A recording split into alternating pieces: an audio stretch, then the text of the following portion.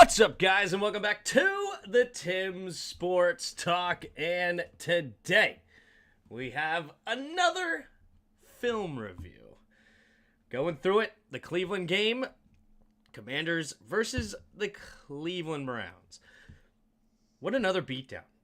We're 4-1, destroying teams, 3 straight games of 30 points. The defense has played 2 very good games back-to-back. You know, I think it's the Browns' offense being also just absolutely horrific, but we take what we can get at this point, right? Take what we can get the W. What up, Jert? How are you? And what's up, everybody else in the chat? Hope you guys are having a nice evening. Jaden just continues to be unbelievably outstanding. I just, nobody could have predicted this. I don't believe you. If you said that he was going to be this good, you're a liar.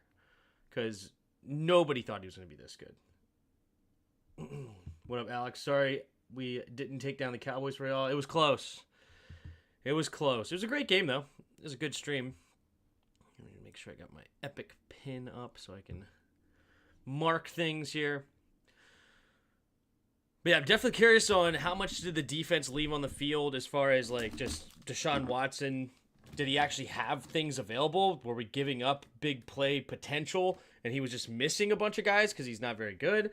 Or is our secondary actually starting to figure it out? That's something I'm very interested in. So kind of going to keep track of how many guys are actually open downfield. They also seem to cover the run a little bit better, actually. Let me pull up the stats on that. I don't really remember anybody getting loose in the run game. As a team, they were right around 4 yards a carry. 4.5 yards a carry. Is that how that adds up? 23 to 104, something like that. So 4.5. That's not bad, right? Deontay Foreman 9 carries, 44 yards. Jerome Ford 9 carries, 47 yards. Okay, so he did average a 5.2 average. They just didn't really commit to the run that much, which I'm happy about. They also did fail on a 4th down. Their 3rd down efficiency was terrible. It was something ridiculous. 1 for 13. And I think that one came on the final drive. So, absolutely abysmal on 3rd down. What up, Santiago? How are you? But, all right, we're going to go ahead and just get this thing started. Here we go. All right, it's going to be caught. I think that's Foreman is the... No. Is Foreman the return man too? Good for them. All right, there's the kick coming from Saber. Good old Cyborg. Not a lot of creativity in the blocking. I'm waiting for somebody to really start pulling guys and trying to like wham block people. This is just very much zone blocking scheme. More like power offense. That would be really cool. Tim, I wanted to ask about your thoughts on the Jets firing Saleh. When your win ratio or win percentage is worse than Adam Gase, you probably earned your well earned firing there for Robert Saleh. Which it is sad that Robert Saleh got fired. I think he's going to be hired again. I think he's going to be a really good defensive mind again. Because the Jets' defense has always been pretty solid. It's just offensively they can't figure it out. And that's a lot of head coaches' problems is not being able to hire a good coordinator for the other side of the ball they're not as familiar with. Right? That's why I love Dan Quinn, because he always hires good offensive coordinators. Cliff has been fantastic. Kyle Shanahan in Atlanta, then Steve Sarkisian in Atlanta.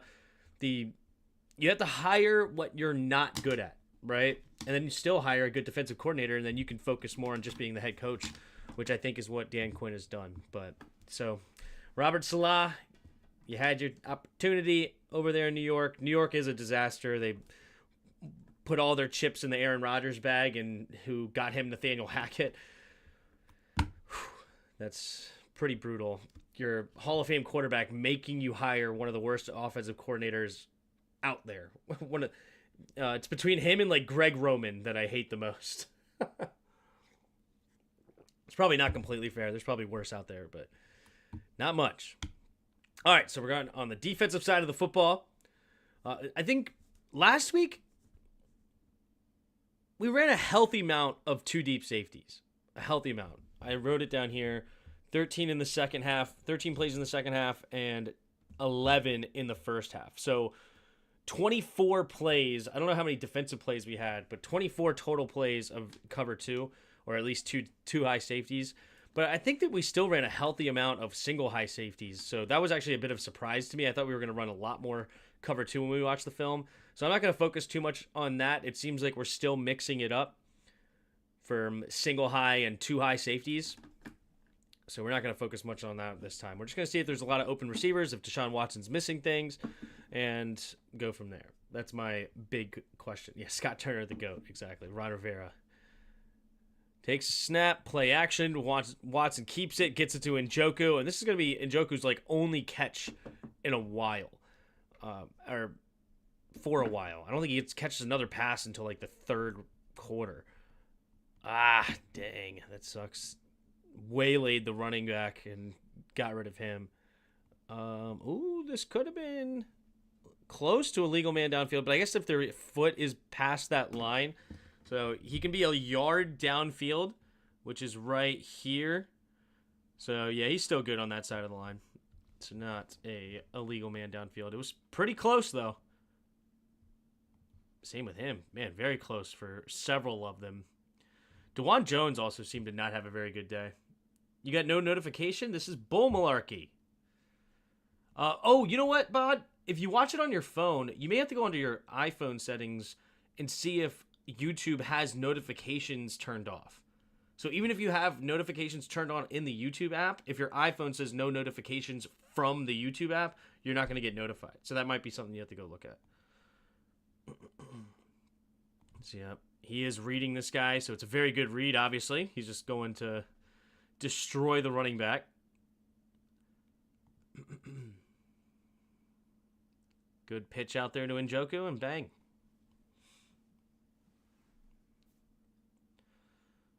All right. 3 receivers to the right. 5-man rush, so we're seeing a little blitz here. Getting it out there to the flat. And Ford's going to get a nice gain. Not quite to the first down marker, but a gain of 8. So a couple of short things underneath. So with the blitz, Fowler, he sniffed it out, but he couldn't quite stay with the football, going too much upfield instead of hanging out with the receiver. Man, imagine if that could have been a pick. That would have been fun.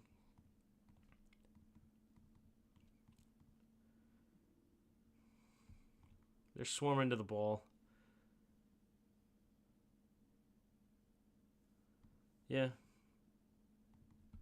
Good block here by Akins.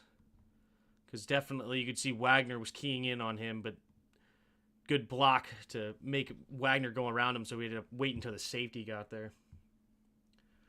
What up, Dow? What up, Jesse James?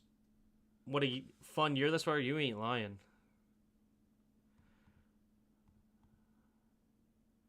You know what actually is another stat that I'm curious about today?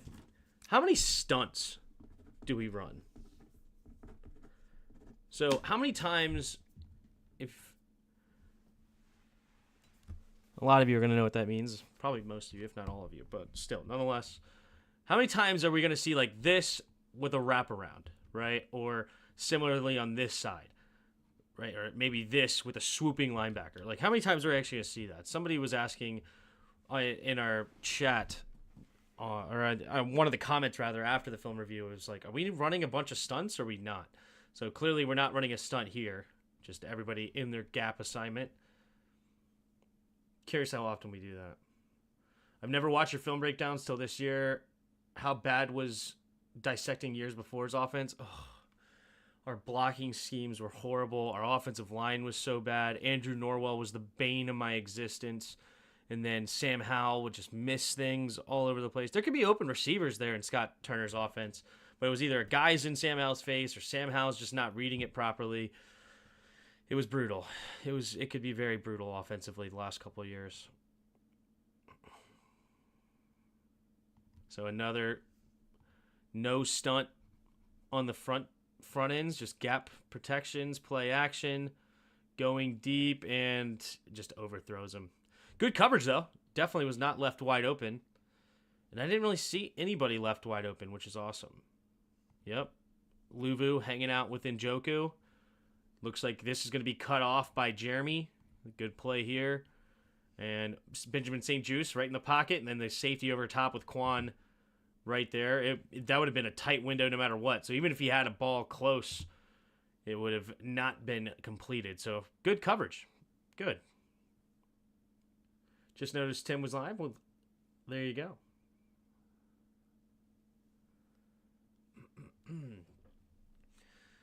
Good. It seems as though maybe our defense's communication is coming together, which is not shocking in the sense of why it was so bad week one. This is the first game they played with each other. A lot of starters didn't play in the preseason. You're going against a really good offense on top of that with Mike Evans and Chris Godwin. It's not completely shocking either, and then it's that communication is going to get better as we go. All right. So it looks just like man-to-man defense, but they're going to run up the middle anyway. It seems like... So I think this was 3rd and short, so they're trying to get a first down here.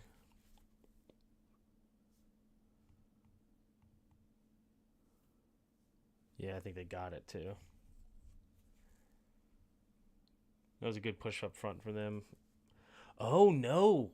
That may have been like 3rd and 3, and they only got a couple yards. I think they're just shy. Because now they're hurrying up to the line, and yeah, they're going to fail here.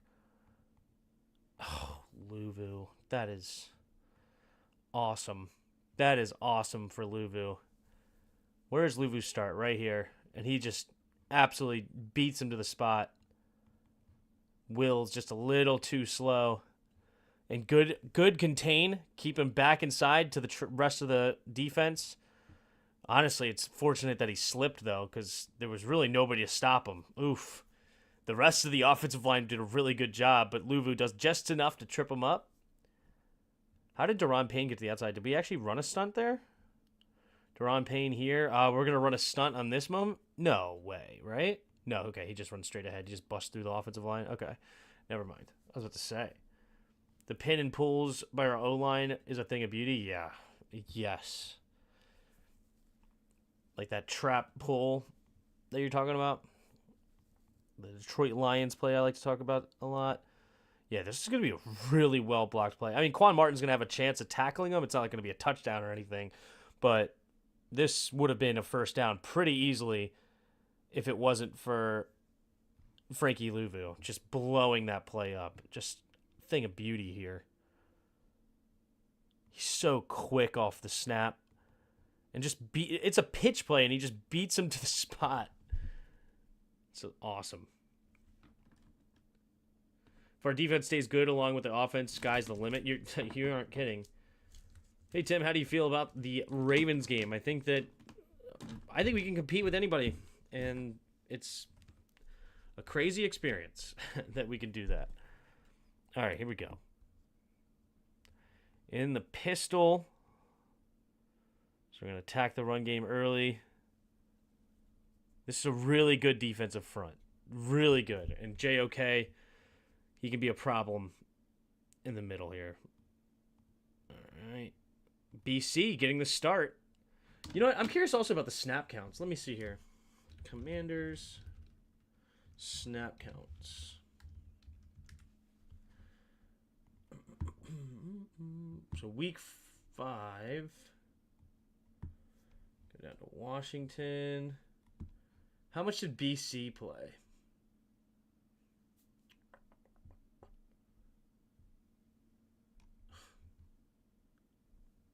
Well, that's great. This website doesn't give me the offensive line.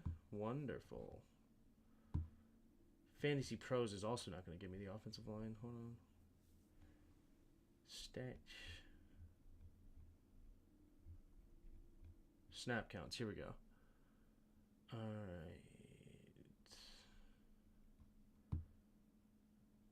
Brandon Coleman, 33. Cornelius Lucas, 34. So they still split the game, but he gets the start this week instead. If you all go in and blow Baltimore 37-21, they're going to have to put... Honestly, at that point, are we not the best team in the league? if we blow out Baltimore like that in Baltimore, we would have all of a sudden have to go to the number one in the power rankings at that point. Okay. Wow.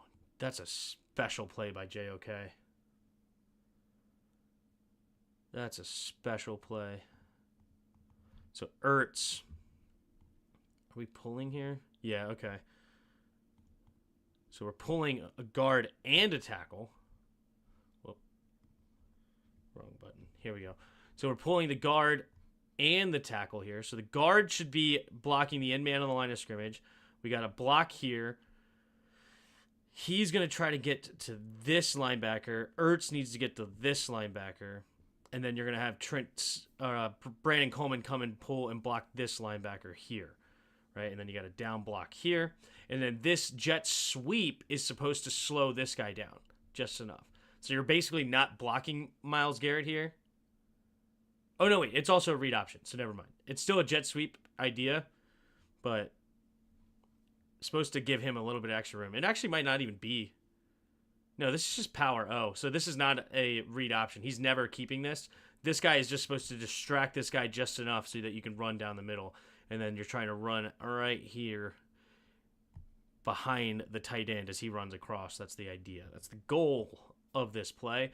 But because JOK kind of blows this up right in the middle, which I'm also a little bit irritated with. Let me see here. Let's go back to the start of this play.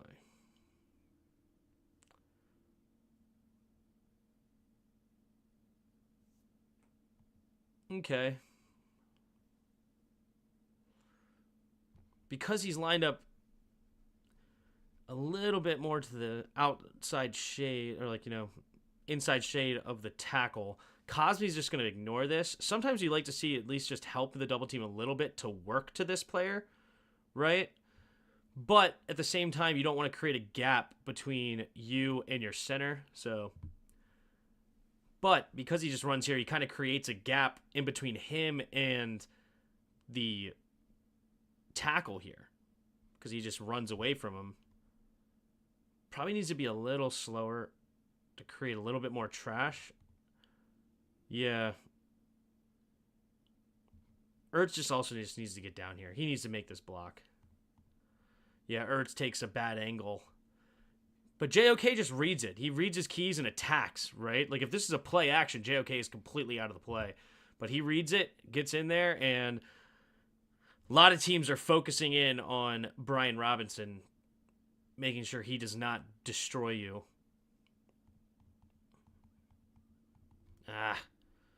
Also, Allegretti doesn't make the best block here.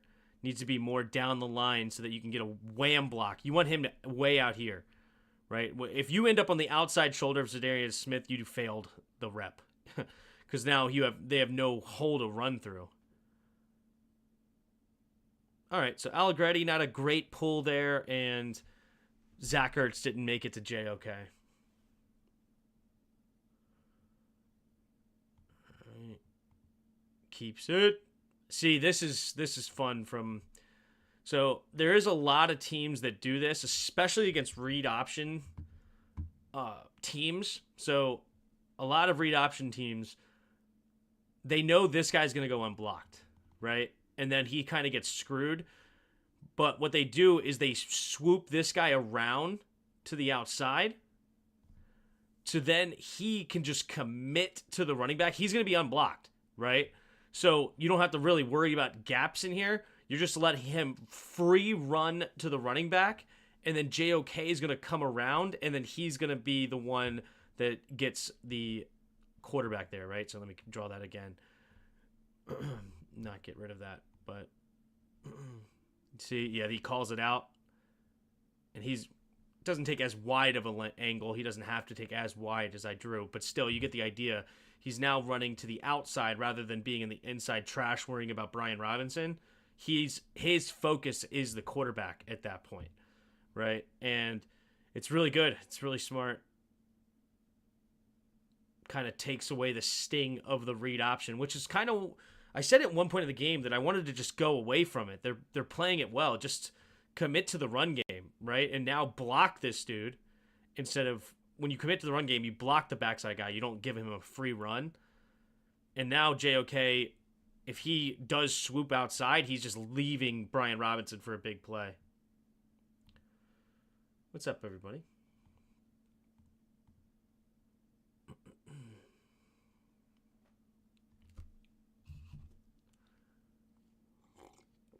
JOK with big issues starting this drive. JOK really disrupted this drive for us.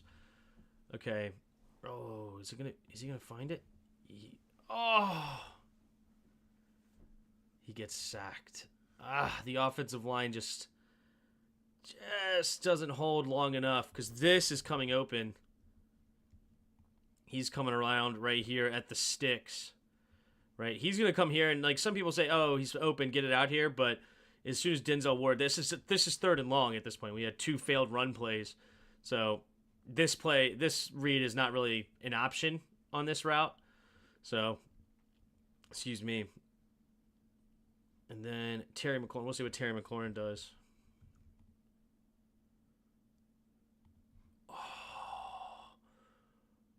Oh, it hurts. It really hurts.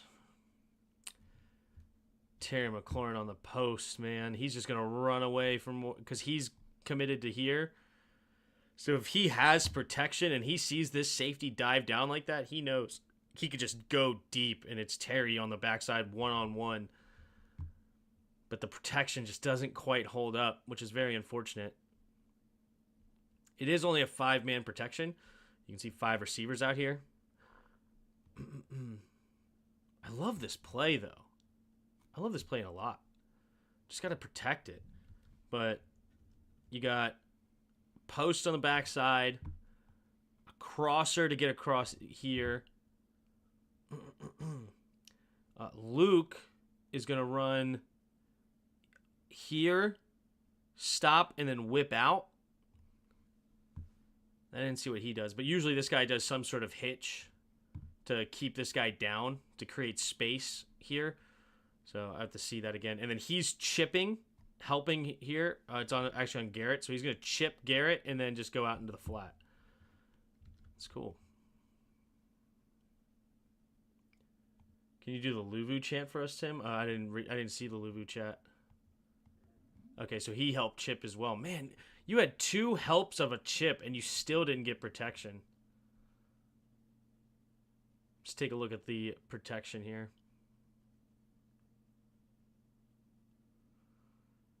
It's only a 4-man rush and you chip twice.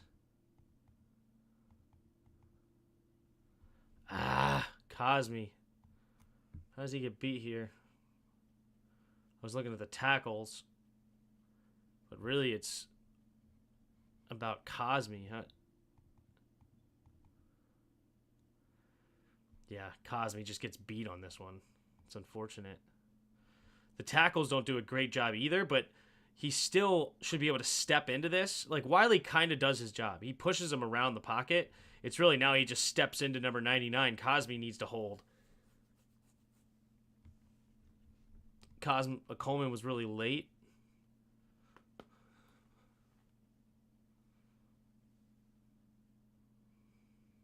Holy moly, he was really late. Still gets there. And he's a little bit leaning too much. You don't lean like that. You don't need to lean. Because that allows him to get the bend. Way too much leaning there from BC. But really BC definitely gets beat here. Definitely gets beat. And on top of that, Cosme gets beat. Ugh, the plays are there potentially. Man, I'm proud of us, yeah. Our offense was chipping all game. Those DNs were tired of it. Got caught lacking later in the game. Good. I wish freaking what's-his-name knew what a chip block was. EB last year? Good night almighty. He was just never helped his tackles out. All right. There's the kick from Way.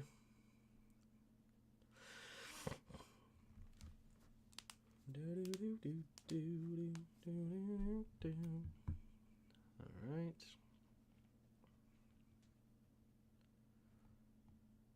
Fakes the pitch. Nice. Wagner. Is that Wagner? Wagner and... No, Allen. It was Jonathan Allen that made this play. Sniffs the screen out. And then just immediately goes for him. Backside, nobody's open either. Good coverage by Benjamin St. Juste on Amari Cooper, who's definitely tough to guard. Who do you think the matchup with Zay? Scared he might get loose, like you said. Oh, phew. Yeah. Zay is a human joystick. It's not even... Yeah, he's going to get his at some points.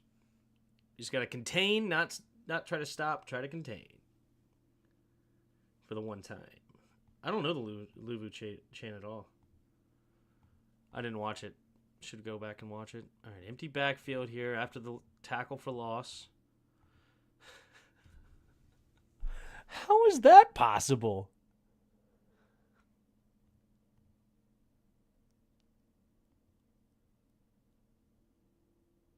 Wow. What is the offensive line of the Browns doing?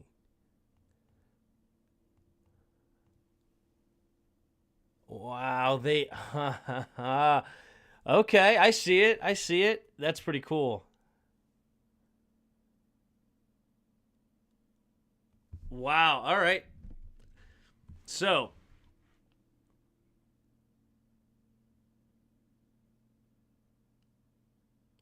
they're showing pressure a little bit on this side as well. So the offensive line is going to shade to this side, and then when Bobby Wagner comes, DeJuan Jones has to protect here. So that leaves Dorrance Armstrong free, which usually means he has to find a hot route. Right? With the blitzing linebacker and a blitzing here, there's only two guys defending three. He needs to find one of them off the rip. Let's see, which way is he going with this? Where's his head go? Yeah, why is this not a completion to here? Or here? Well, because he's running an out route. That's a mistake. Yeah, he needs to understand the ball needs to get out, but he clearly doesn't. Granted, he makes a guy miss, so good for him. But that is a scary play in general. Should have been a sack, yep. See, all the offensive linemen are sliding to this direction, and when Bobby Wagner blitzes on the backside, DeJuan Jones has to get the guy closest to the quarterback because 70 is looking over here because they're expecting him, Fowler, to come as well. So dropping Fowler in coverage. Fowler is actually a really nice weapon because he can be a D-end, but he also can be an off-ball linebacker. I think he's used to play off-ball linebacker. Yeah, they got nobody in route replacing the blitzer. Exactly. Very bad offensive concept. Yeah, usually you'd have some sort of hot route replacing Bobby Wagner in the middle of the field. All right.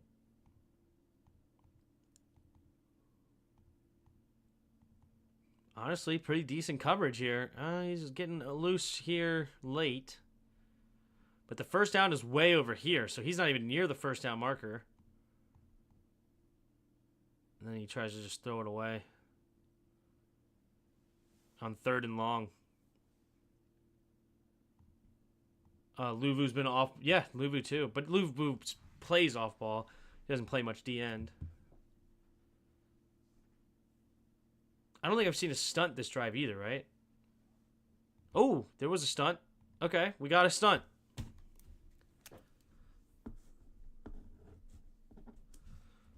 We got a stunt here. So Daron Payne's going to go hit the the tackle, and then he's going to switch inside. Granted, it didn't work very well. They blocked it well, but good. Does Stefanski call plays for them still? I actually don't know. I don't remember. I feel like they said that we had an offensive coordinator, but I could be wrong.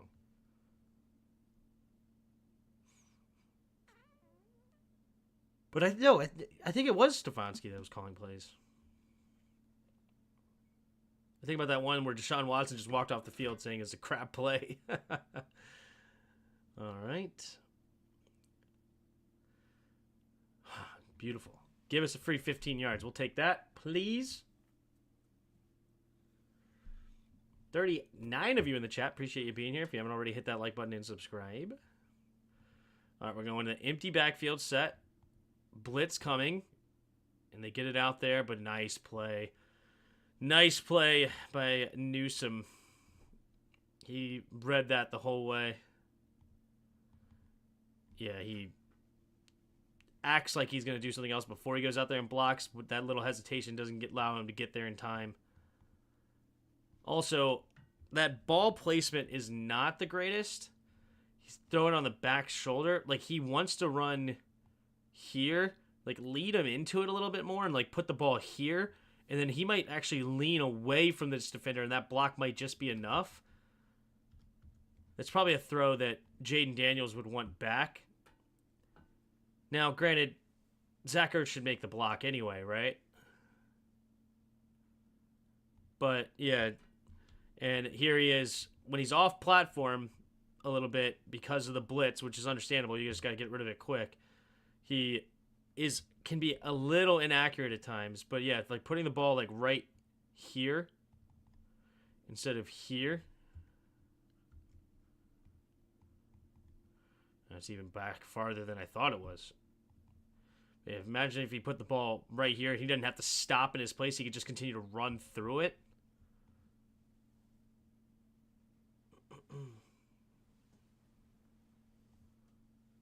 From what I've heard, it wasn't just I hate this play. Ah, it's too many men in the huddle. Gotcha.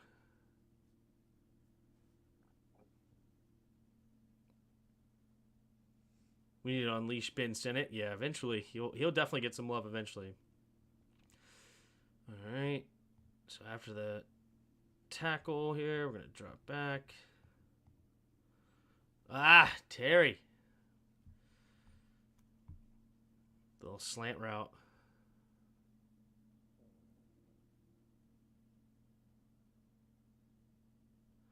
It's good coverage by Ward. Terry does a good job, though, on the break to get just a little bit of breathing room. You know, it's not like he's got a hand in there. That's a little bit of space. Should have been caught for sure. Then he gets walloped. Walloped. Did they blitz again? Cole Luke in the game. Is that Myles Garrett on his side?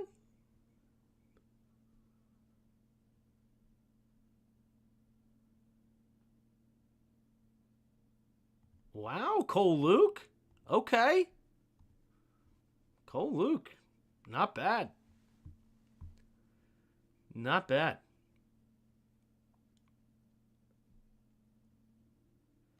Take a look at the other rest of the offensive line. Good protection here. Good job for Wiley.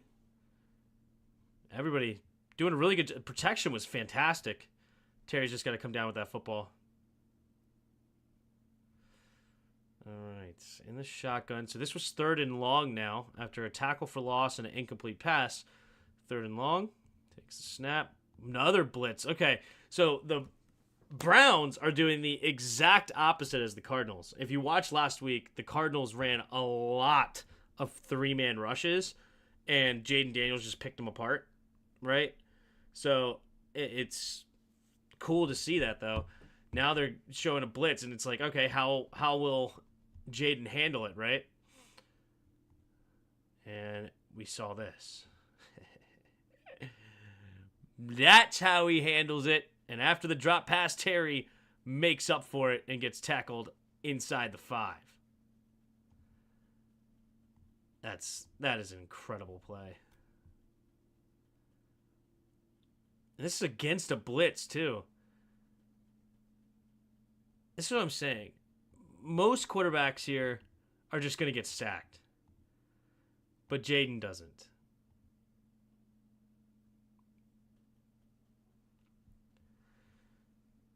They've done a really good job with these concepts, too. So you have a lot of, like, underneath stuff on this side. So underneath, he's going to break underneath as well, right? So it holds the safety in place, and they also trust Ward a lot, so they don't feel as though they need to give him as much help over the top.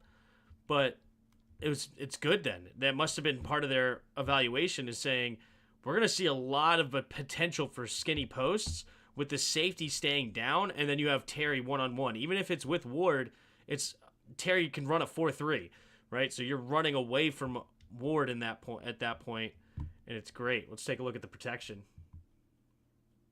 He recorded 0 tackles versus us. Yeah, I heard he didn't even get on the stat sheet at all. That's crazy.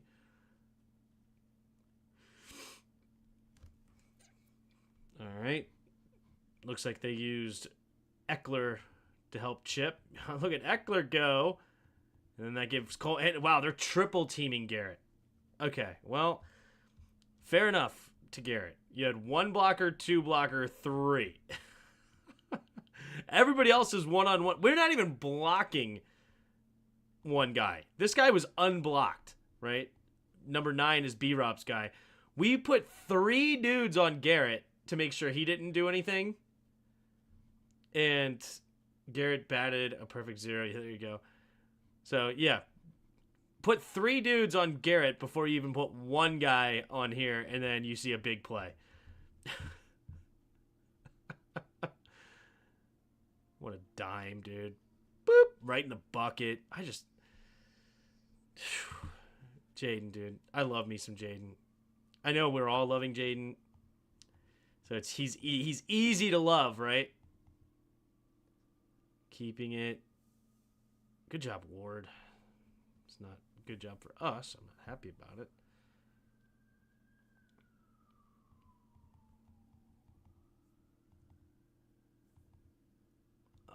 Senate, you overran yourself. Senate needs to go block here. I know he does need to get to the outside of him, because it is getting here. But this is your only guy. You don't need to continue to run this way. Right? And then, yeah, just a little bit too much. Number 9 was screaming over anyway. Probably still wouldn't have been a touchdown, but Senate just going a little bit too much as the man in motion and the blocker out here for him. You can see he's looking for him, but he just kind of continues to go too far. And then Denzel Ward does a good job of just attacking. But number 9 probably still would have been there, so probably wouldn't have been a touchdown either way. All right. Yeah, just a bit outside. All right, 3 receivers to the left. Luke goes in motion. Behind it. Fakes it this way. A lot of trash out here. He's looking for this to open up. It's there. It's there. It's there. We'll take a look at the backside to see if it actually was. But, okay, so play action. He wants to fake this. He's not going for this, so it's to hold this safety especially, right? And then you got crossers coming in.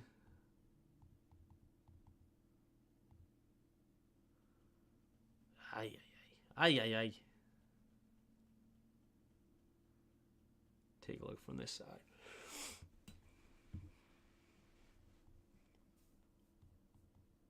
Dude. Cole Luke.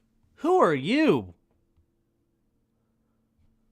Hold the phone.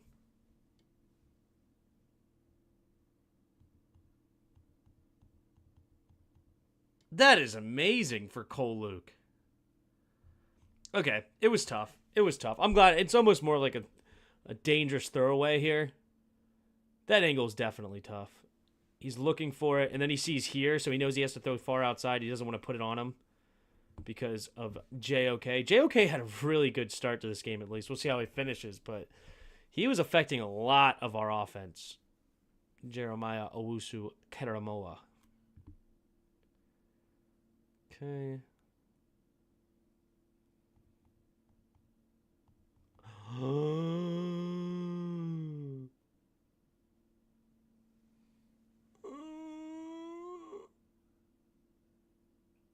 Does he? No, he throws a pick. Oh, he throws a pick. Oh.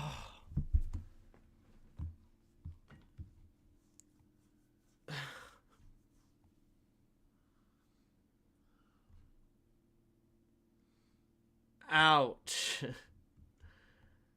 Oh, it hurts. It hurts. Okay, I think I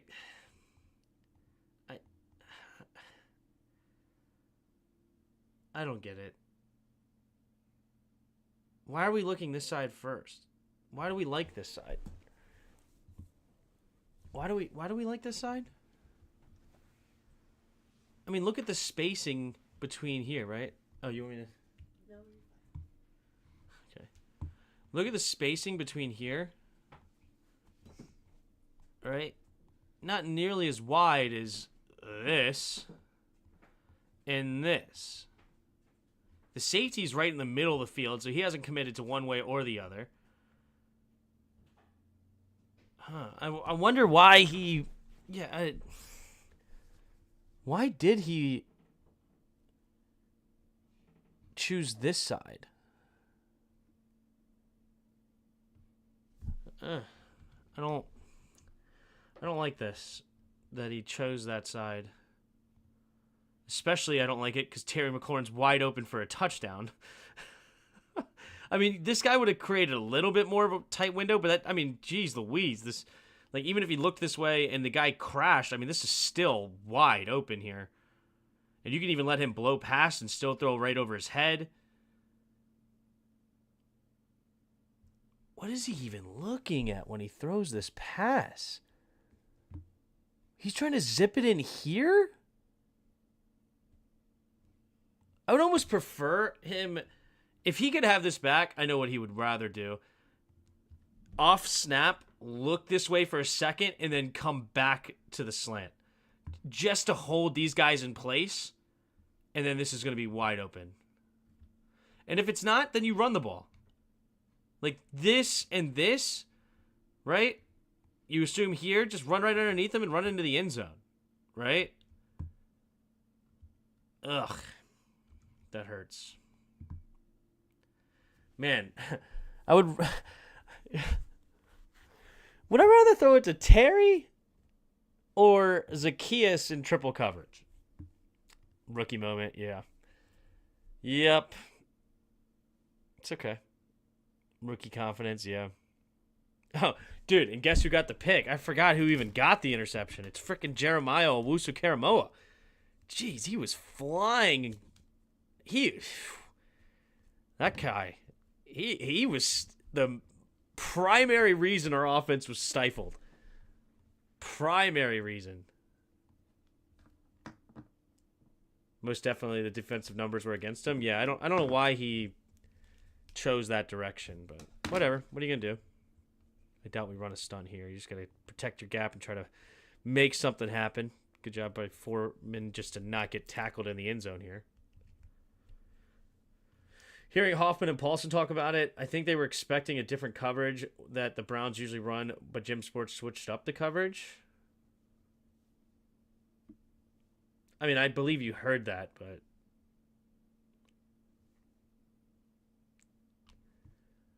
What coverage?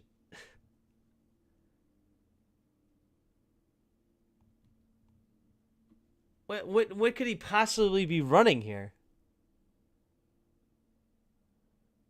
What, man? You're expecting man?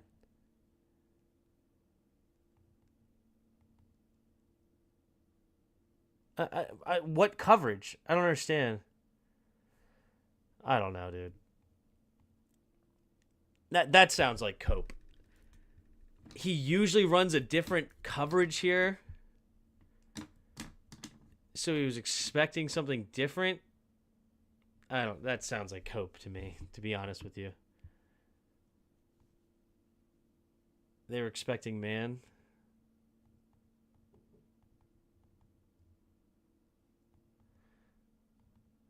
I mean, okay. If you're expecting man defense, then you still would want to come to here.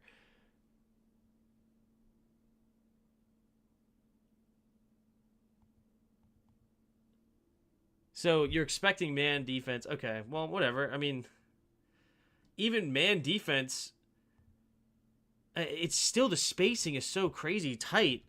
But okay, even man defense. So you have an outside stop here. And here, he's going to motion in first. Like that. All right, motion, motion, motion. Here. Here. Here. Okay, so if he's... All right, if it's man, he's going to be underneath. Right? He's on here. So they're going to fight for each other, potentially. So basically you're attacking this.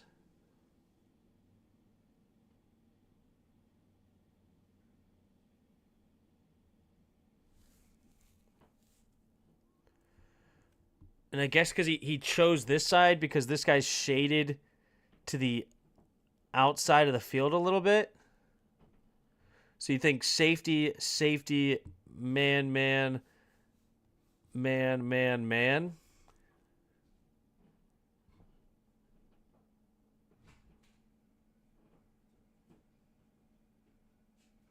Huh, I don't know. I guess. But wouldn't he have gotten the idea? Like, why throw the ball? It still was a bad throw. Because he could clearly see it's not man anymore. Nobody's screaming out here for him.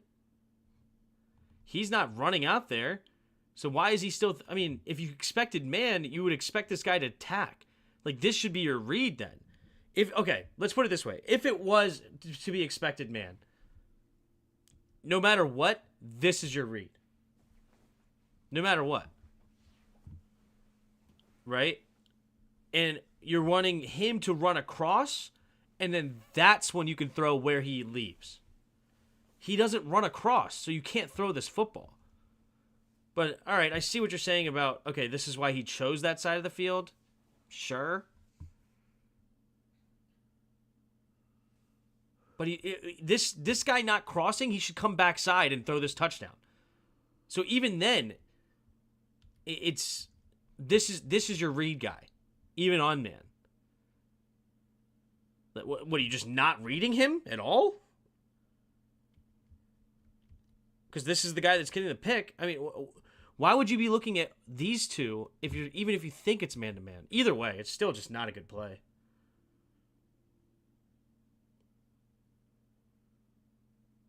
What is cope? Is that a genuine question? If it is, cope is basically just you're a huge Jaden fan and you're just trying to come up with some sort of excuse to excuse his mess up. That's all. If that's what you're asking.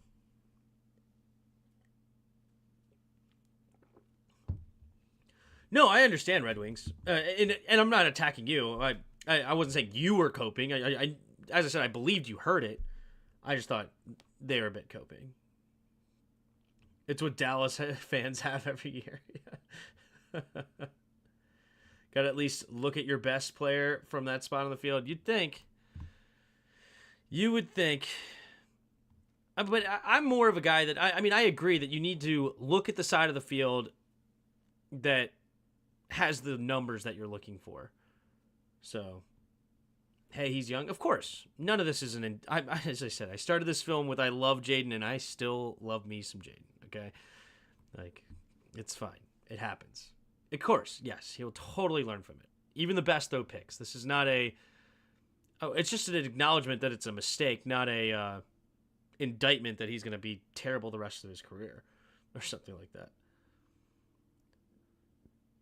Okay, third down. Nice, Luvu. They're just a disaster. They're just a disaster. He just wanted to get the ball out quickly. Yeah. He just didn't read it right. He didn't read the guy he was supposed to read.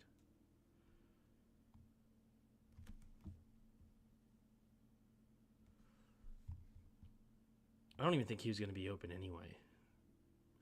Like, Quan Martin ran underneath this because... No, he was running. It could have been open, actually.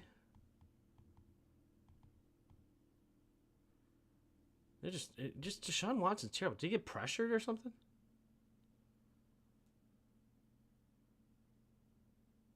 Oh, yeah. Is that Newton? Was that Newton, baby? Newton with the pressure. And I think this was a stunt. I think we can chalk this up to a stunt. Johnny Newton, the rookie, baby. Oh, yeah, that's a stunt, babe. Yes, there it is. That's how you get some pressure. That's how you get some pressure. Stunting. And then he's going to help here. Johnny Newton. So close. Yeah, he had to get rid of the football, and they're just not on the same page. I ain't mad at him. I just hope they show that plenty on film. Yeah, absolutely. So far, I'm loving the coverage, which was my concern. Yeah, so far, so good. Probably would have been open if it was a little bit more time, but that's why the pass rush and the pass rush and the secondary need to work together, and that's what happened. It's a great stunt call by Joe Witt. Great call. Get a little bit of confusion on that offensive line, try to get some pressure, and that's exactly what we got. All right, so Jaden Daniels in the shotgun, 2 receivers each way. Zacchaeus in motion, play action. He's just so fast. He's just so freaking fast. Was that Garrett too? Hold on. Is that Myles Garrett? He's so mad. Or is it a backup? No, is it? No, it's 99. I think that's 99. Okay. Classic.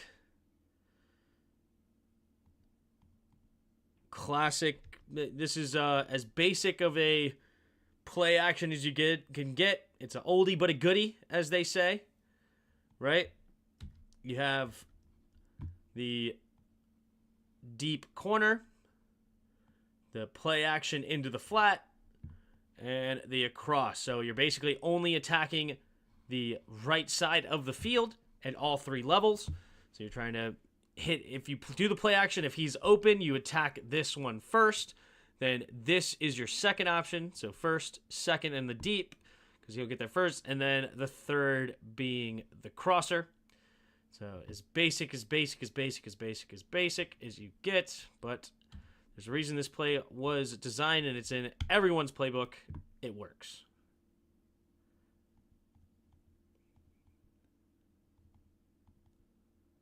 And then he even just continues to run out here to hold on to these linebackers. So you read this first, he's covered. You read this second, he's covered. And then bang, you get this third, and he's open. Boop. Beautiful. Still have no clue what number Newton is.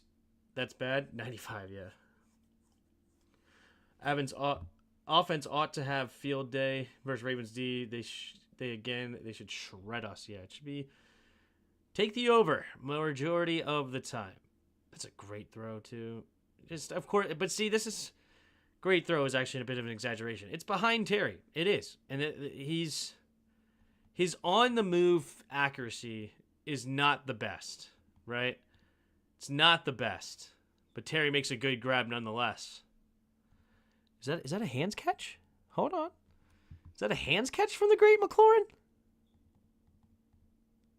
Not really. He brought it into the body. I need Terry to be in front of the jug, dude. I'm so mad he dropped that touchdown later. I'm so mad at him. I need him to catch that. Okay? He's so great. He's so amazing. He's got to catch that. I just need him to just catch passes all day with only his hands. That's just the only thing he needs to work on. He can run a route. He can blow by you. He understands what's going on in the offense. Just catch balls all day. Gonna just give you a QB keeper. Ugh.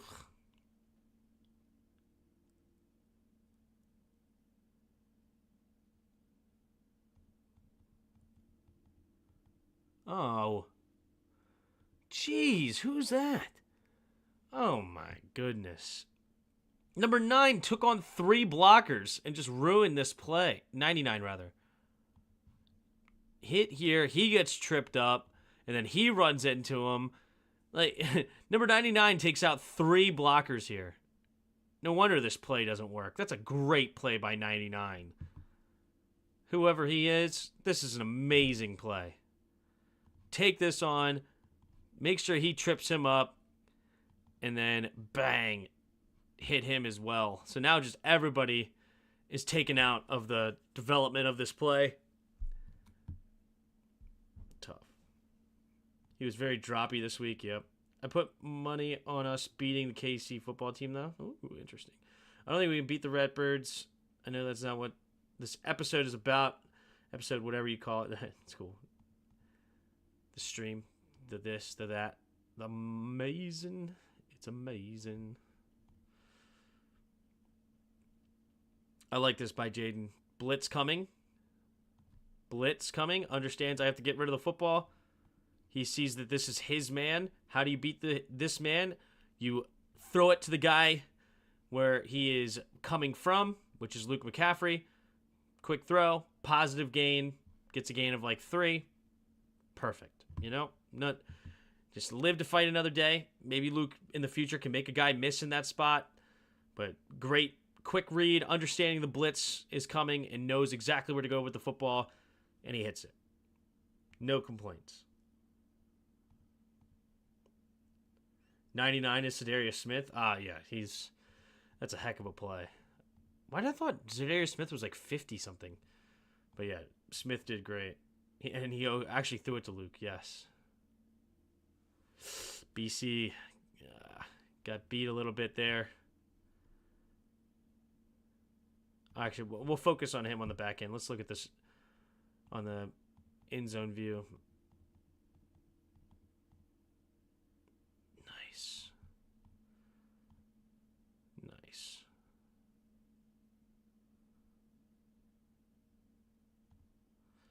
So over here, looks like he's going to go across. I can't remember where he went, but he's going to follow this and then shake and bake. I think he went this way into the corner. And then this is actually, I believe, an option. The tight end option. He can break out or in. He breaks in. Let's see if it was. If he throws it with anticipation, probably not an option. But we'll see. And then Terry's probably just some sort of skinny post or something deep. Maybe a tit. No, you know what? It's a dig. I'm almost positive it's going to be a dig. Nope, just a deep. Never mind. It's a corner.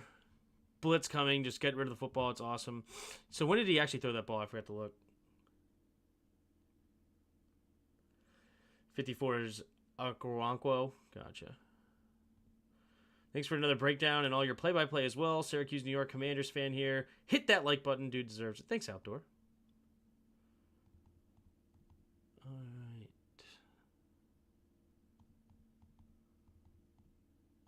Yep, no, he waits until he decides and then throws the football. So, yeah, this would be an option here.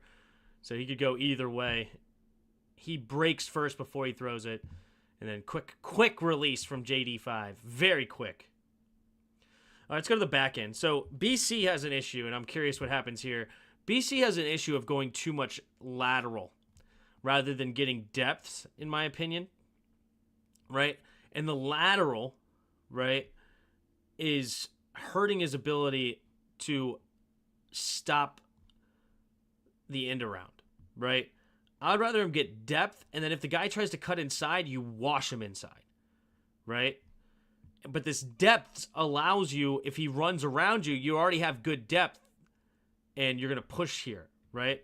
So just think of it this way. It's quicker to get here and here, so this is a shorter distance, and he has a shorter distance, right? It's actually almost probably the same distance for him, but it's a shorter distance here, and then he could get quicker to around it, right? But if you go back and forward, now this is a longer distance to get here, and then it just works the timing works better. So my guess is he goes down rather than up, because I've seen this now several times on the film. So let's see what happens here. So instead, we want him to follow this line rather than more this line. So I'm going to keep that up.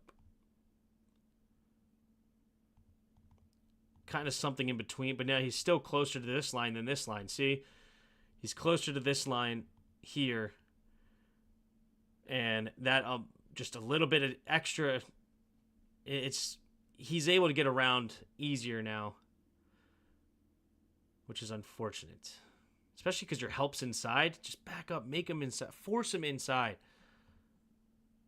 But the rookie, man, he's now, that kind of stuff irritates me more than just about anything else, is when I see something over and over again on film, over and over again, and that's his problem.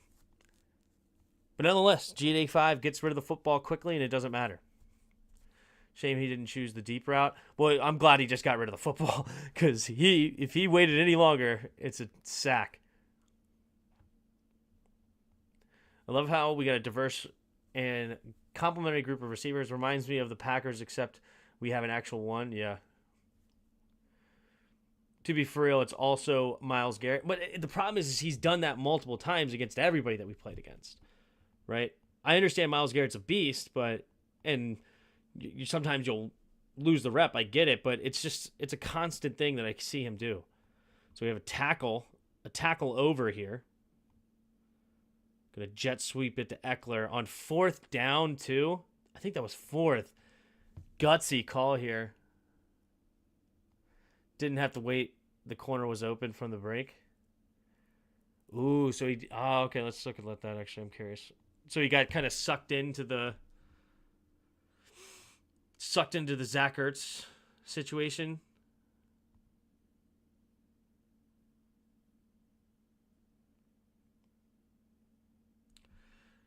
Okay, so at this point he has to make the decision. I wouldn't really necessarily say this is open. Obviously now it's open, but he's already in the throwing motion. Right? Like when he actually has the opportunity to choose that, it kind of looks like he's covered.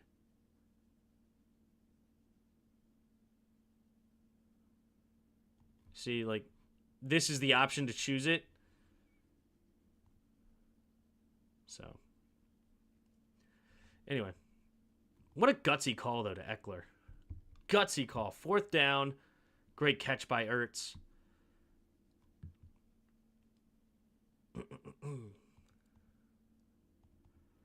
Trying to blow this up. Good job, Bates, just to fort, but he's trying to also contain. It's also really, really good. We're going to look at this from the back end. I love this because this is how a running back's supposed to run their stuff, okay? And the design of the play helps it. It just emphasizes it, right? So he sees this. Okay, let's look. Let's just think. This is a hole, right? This is this. Just put your foot in. Some people say put your foot in the ground and go, right? But it's 4th down. They're probably going to be attacking this. You have to run to a spot first before you make your break. And what does that do? That forces now him to have to make a decision, right? Like, oh crap, he's running to the outside, and now he overcommits. And now when you put your foot in the ground and run directly down, this guy's overcommitted. If you just immediately run into here, he's going to immediately run into here, and now you're going to get met and with a lot less space on the inside. But attacking the point, pressing the hole, they call it. Press the hole, and then when he commits, that's when you put your foot in the ground and go right behind him. And Eckler does a great job here. You see, press that hole. You could have just, look at the hole. You think you could just have already ran here, but since he pressed it, this guy's way out. Now look at the space between here, and now he has all the room in the world to cut back, and this guy's going to be way out of the play. Beautiful. You can hear him hit the brakes of the TV, yeah.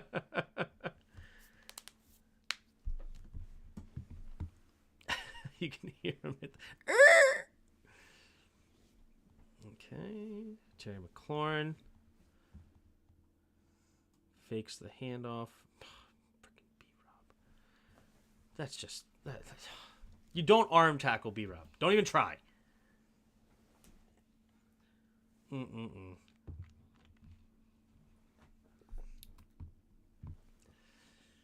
Mm-mm-mm-mm-mm.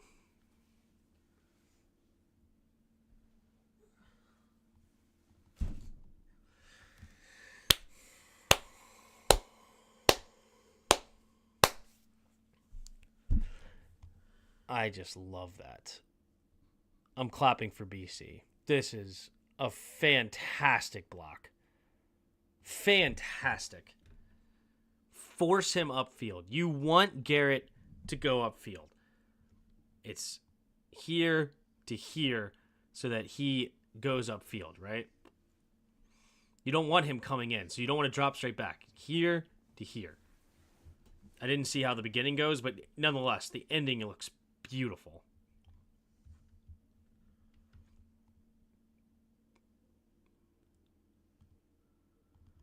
Kind of still goes straight back, but he stops, slows down, lets him upfield. Boom. And what a block here. Who's this? Is that Bates? Is that Bates? Freaking Bates, too, baby. Are we doing the whole trap? Is it the trap the whole way? Is it here, here, here? Well, he would go here to here, here to here. Did we do the trap the whole way? Yes, we do. Yes, we do. But he doesn't go around because he has a guy in front of him. Makes sense. Makes sense. No, he does. He does go around. See? Yeah, he probably I don't know why he didn't do it immediately. But yes, this is the Detroit trap. This is the Detroit trap. Oh, this is a great run play. Great run play. I call it the Detroit trap. I don't know what they actually call it. But the first time I saw this play ran is in Ben Johnson's Detroit Lions team. And so I call it the Detroit trap. And it's a great run scheme, and it works to perfection here. Block, block, block, block here. He gets the linebacker. He gets the linebacker. This is Brian Robinson's man to beat. You got blockers out here. Because this is the red zone, the safeties are closer to the line of scrimmage. Nobody is meant to block here. This is Brian Robinson's guy. This is who he has to beat, and by golly, he does it. Get off me. Get off me. He was so to pull outside, he needs to get to move so you can use that jet sweep. Yep. Makes sense. This is probably an Anthony Lynn play. Yep. The triple trap? Yeah, maybe.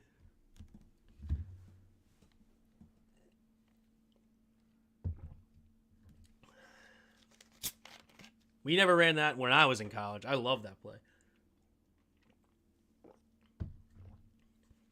Yeah, maybe Anthony Lynn did add that. I'm not sure. Oh, he was line owned C before Ben Johnson under Campbell? Ooh, okay. Cool.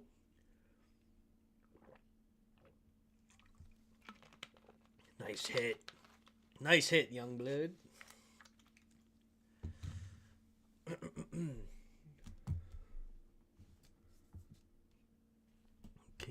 Okay.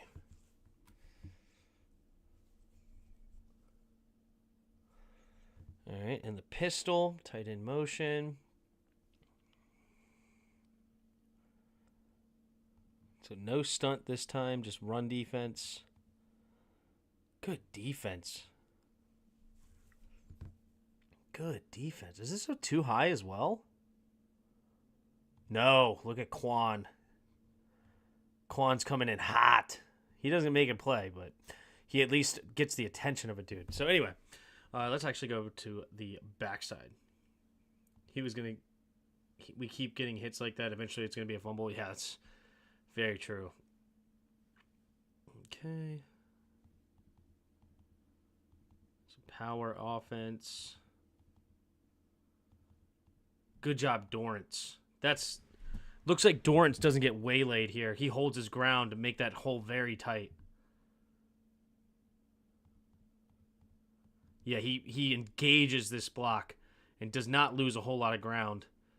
Makes it all sorts of gassed up in here, because if he gets taken out, he's going to have plenty of room, and now he's going to meet him here. There's just nowhere to go. And then Jeremy Lin. You got... I combined Jeremy Chin with Anthony Lynn. Jeremy Chin gets in there and makes sure he tackles from behind as well. Very good play by Dorrance Armstrong. That's led by Dorrance.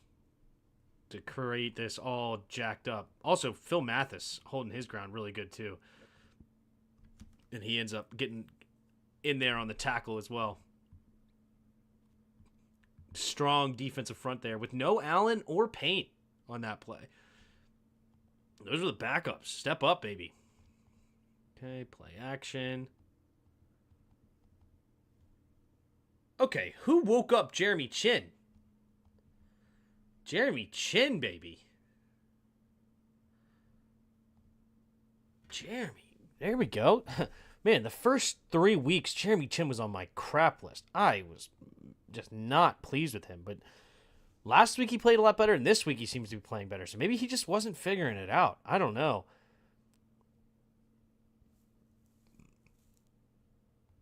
What was Jamin? Wait, oh, was that Jamin on the last play? No way. Was that Jamin? Holy J! I saw the 2. I thought it was Dorrance Armstrong.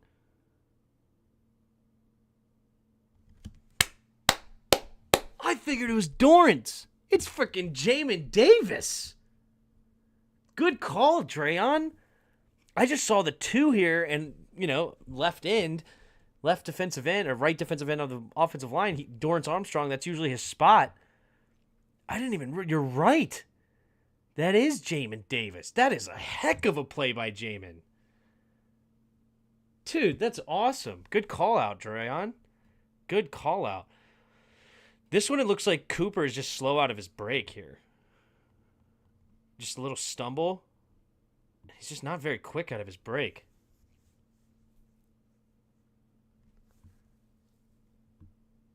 I don't know if that's on Watson throwing it too far outside or just... Is Amari Cooper slow now? I don't know.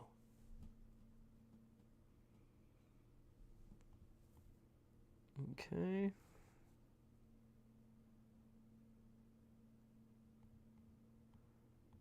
Is it too high after the 3rd and long? Pressure.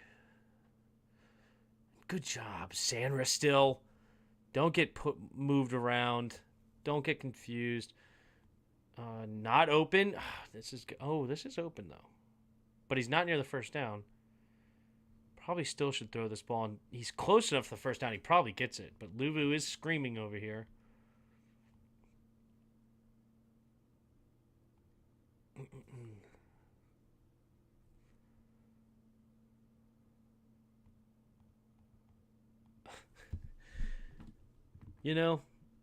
When you understand your route concepts, just watch Bobby. Just watch his head. He knows what's coming, right? When you understand route concepts, when you understand what the offense is trying to do to you, you already know what's coming before it's even happening. And just watch him off the snap. Look at the receiver.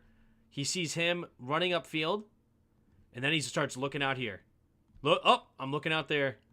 Look back here. I'm looking out here. Yep, I know you're coming to me. I know you are. Yep, there you are.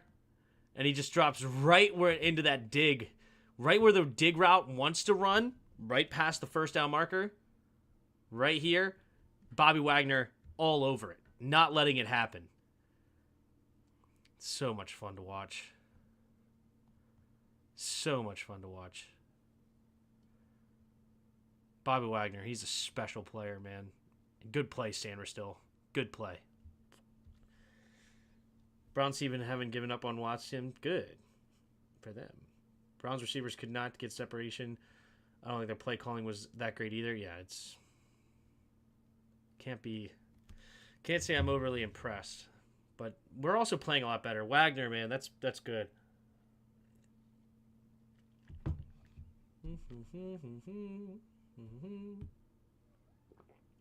That's all IQ there. Even his old age can still cover decently, though. Yep. Oh, what a punt, dude. What a freaking punt. He's actually faking this beautifully at the end and makes him slow down. That should have just went right into the end zone. It just bounces. Tough. I keep saying it. Wagner is still that guy. Smartest player on the field. No doubt. No doubt.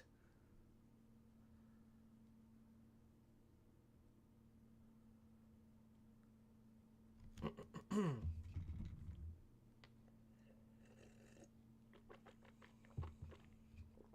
right, we got the ball at our own 2. Just run straight ahead. Scurry, scurry.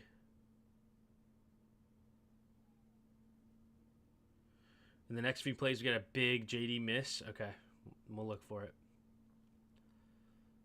All right, who missed that block? Lucas is in the game on the... This is the 3rd drive, right? So no Cole... No, No, BC was in the last drive, wasn't he? Yeah, BC was on that touchdown drive. Cool. Speaking of punts, Tresh's leg doesn't look the same. It's been that way since last year. You think he's not very good at it anymore? Oh my gosh. JOK, dude. JOK, have a day. He just... Who is this? Is that BC? No, it's Trent Scott. Trent Scott, the tight end, basically an extra tight end comes in, and that is fantastic playing right there. Wow. Dude, JOK is special. He is really good. Really good. Yeah, just out of bounds. Out of bounds. Got to hurry up to the line. Yeah, he's basically just has to throw this because he doesn't know the coverage. Not a lot open here anyway, but because the ref he doesn't know where anybody is or trust anything because the play clock was going down. He basically has to throw. So he's just going to look at the safety, try to freeze him, not let him get over top of Terry, and then Terry just has to win this route, but Terry doesn't do a good job here stacking. He's got to lean back into this. Granted, it's just not a good throw anyway. It's basically more of a throwaway than anything else.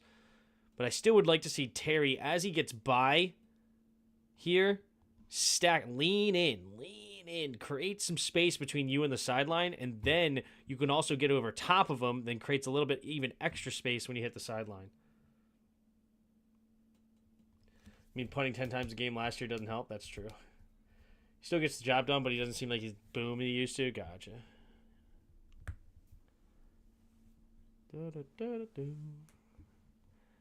Also, let's look at Jaden's feet here. I'm curious, actually. It's okay. It's okay. It's fine. All right.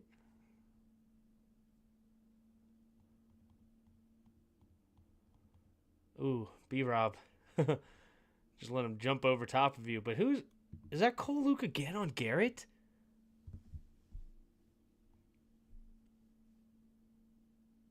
Who the heck does Cole Luke think he is?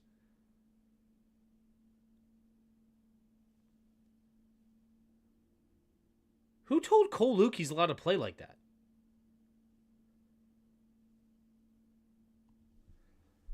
That's unbelievable. Okay. That's the big miss throw. I forgot about it almost. Okay.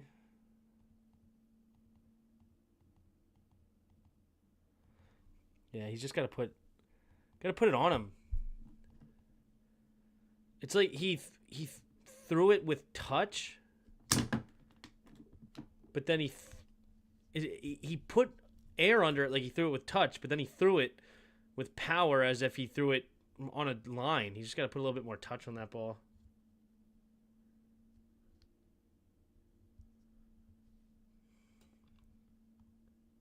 He doesn't slide very well there. What? Ooh. Good job, B-Rob. Slow down and Garrett.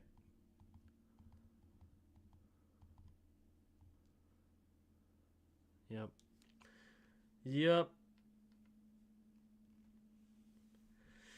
All right, they're going to get great field position here. already at the 44-yard line.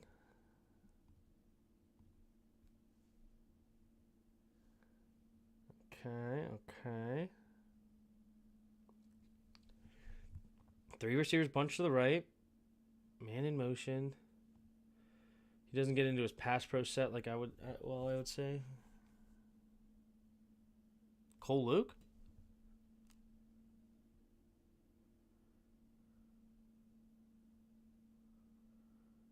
He doesn't get into his pass pro set, I would say.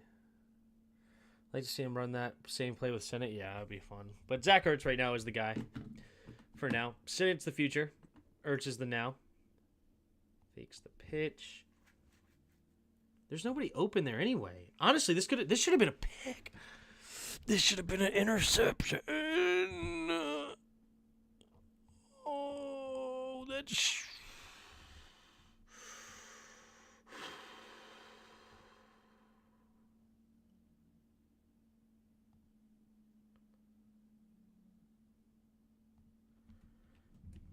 He thinks he's blitzing, or at least staying out into the flat for here.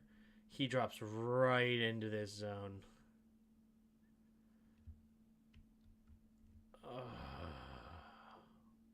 Because this is actually cover 2. This is good. This is special. This is. I mean, it's common. Wouldn't say special. It's just they executed it to perfection. So looks like single high safety. So they're thinking some sort of cover 3, right? Which then would make either Luvu be a blitzer or into the flat, right? So, excuse me. So when he thinks he's blitzing or into the flat, he's seeing Njoku coming across. Well, this is going to be a space, especially when he drops back. It's like, oh, this is wide open. Instead, Luvu just drops right back in because he is actually coming underneath to play the cover 2 corner. He's got a safety over the top, right? And Luvu, instead of doing either one of these, nope and nope, he just drops right back into the zone. This should have been a pick. If whoever got a hand on this, 20 push-ups.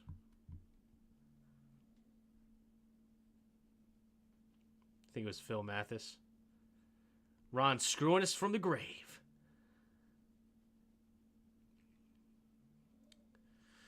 Dang you, Phil Mathis. Why do you have to have a good rep? Why?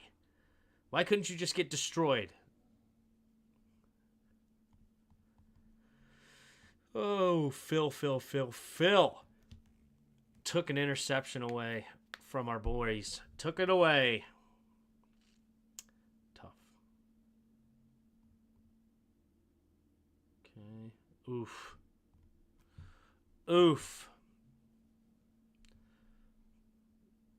Cooper finds the hole in the zone here. Cover 3. Yeah, that's good. It's a really good play. This route usually beats cover 3. I mean, that's a tough route to cover because St. Juice can't get beat deep. Especially usually. That's a good route too. So yeah, both are open. It's just the nature of the beast. Sometimes you have a good route against against a defense, you have the right route called, and that's the case here.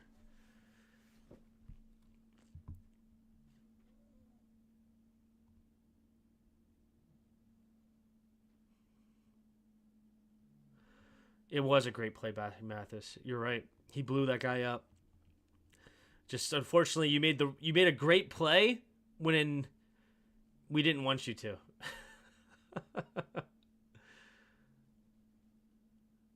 Still obviously goes in the positives for Phil Mathis. Obviously, but just an unfortunate situation more than anything. All right, Watson in the shotgun. Single high. Keep it. They're just so bad. And it was a legal man downfield, I think. Yeah, they're just way downfield. Why did he turn his head? That slight turn. Funny. Like, why didn't he just stop? Well, luckily they don't know where they are on the field, and he gets way out of position. They're just bad. They're a bad offense. I love it.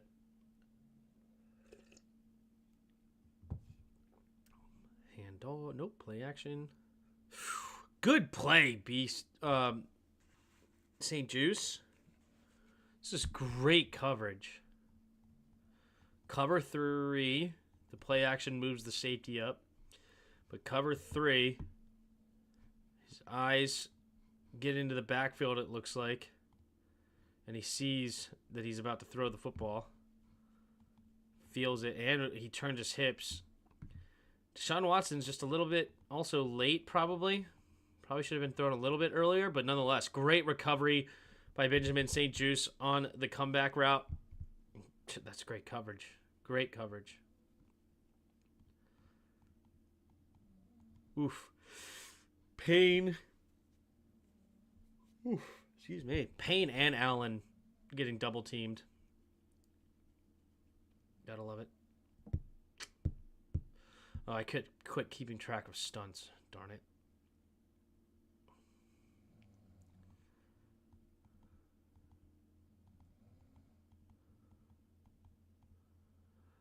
Oh my gosh, we should have had 2 picks on this drive.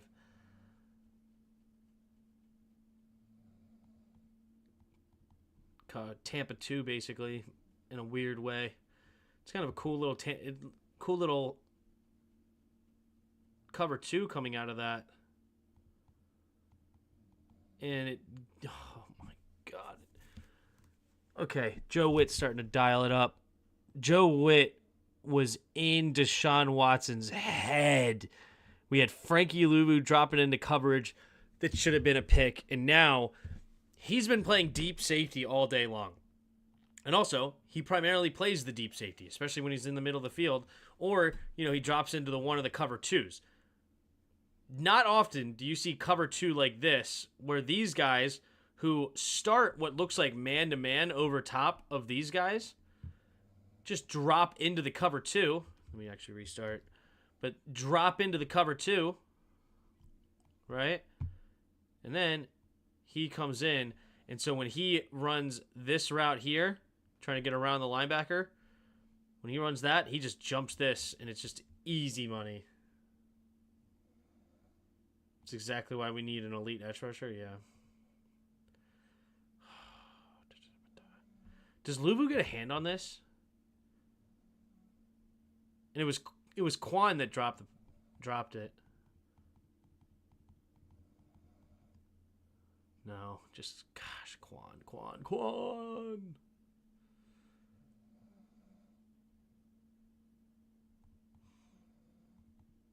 Oh, yeah. Guess who? Put him in on the inside.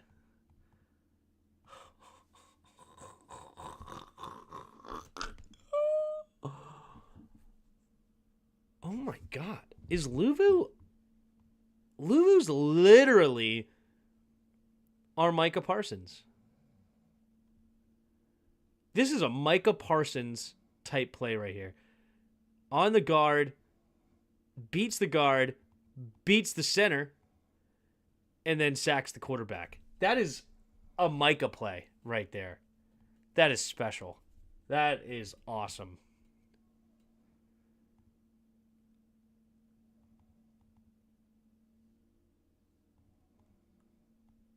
Wow. All right. So Watson. Spin move. Boop. Just give me right to you. That was fantastic.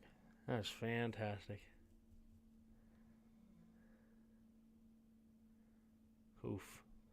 Jonathan Allen got pancaked over there. Not a good rep from Allen. Justin Hopkins for the field goal attempt.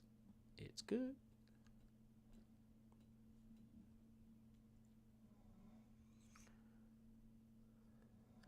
Louvu is our Louvu. Big Oos, yeah.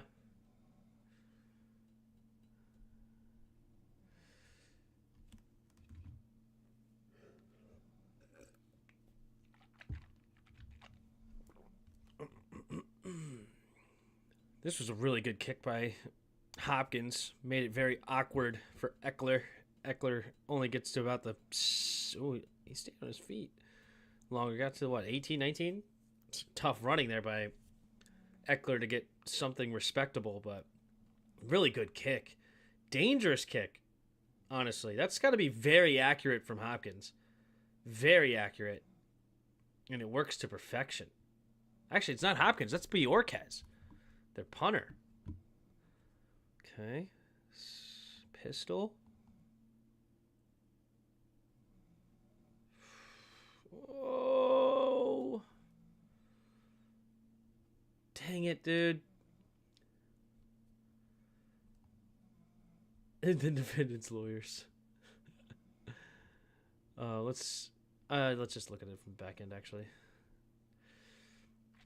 Eckler, man, you just don't have the breakaway speed. Everybody's catching you. Look at that big dude. Is that Garrett? Myles Garrett was hawking Eckler.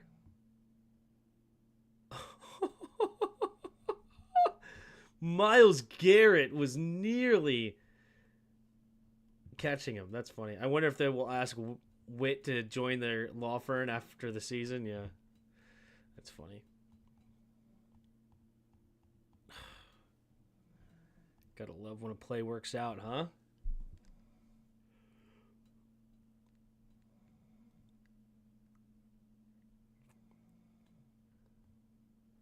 So you pull Cosme and Biotish.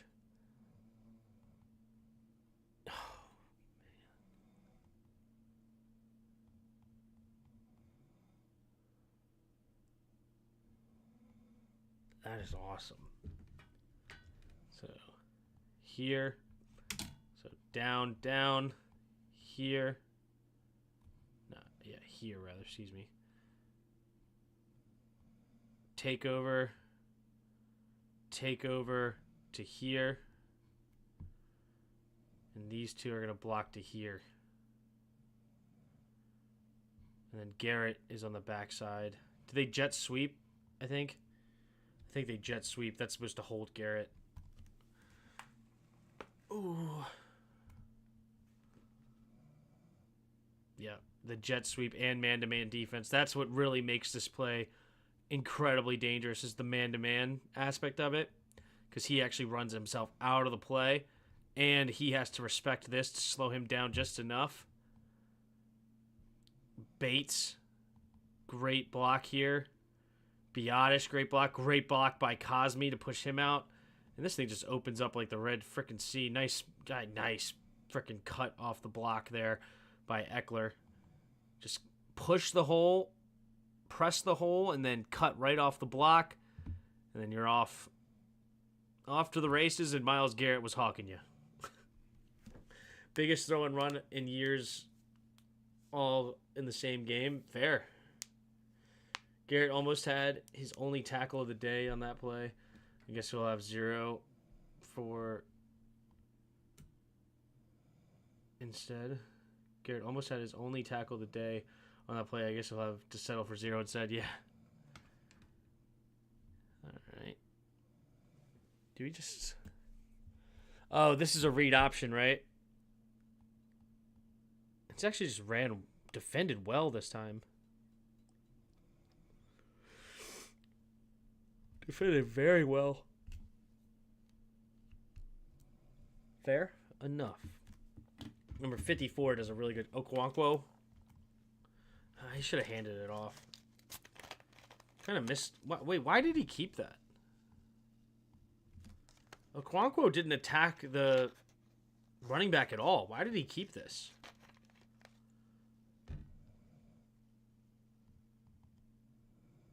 Like, he is not committed. Where's his eyes? Why is he not looking at him? Huh. All right.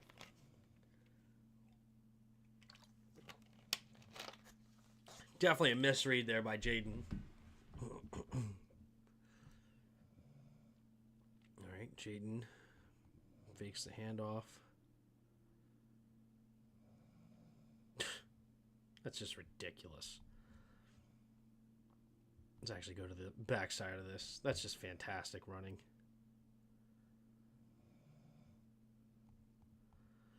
So an option, or not an option, a draw play rather. Sees this here, cuts off of it. How does he make these two miss? That's a guy that did not want to make a tackle. He becomes a blocker almost. Number 9, whoever that is, he did not want to make the tackle on B-Rob. Single back. Takes a snap. Oh, please, I don't remember. Oh, oh, oh, oh no, oh no.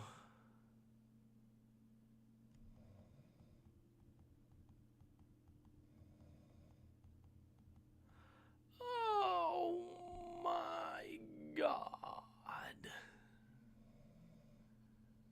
Oh.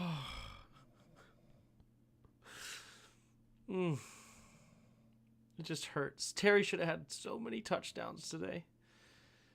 So many. Just think, we're blowing teams out and we're missing things like this. Just think about that. He's doing the Randy. Of course, but right here, you should have seen him. He should have seen him here. What are those noises? What noises? Did I make noises? Probably made noises. I'm a weirdo. Those are what those noises are. McNichols bouncing around. Yeah, those noises are wide open receivers. Exactly.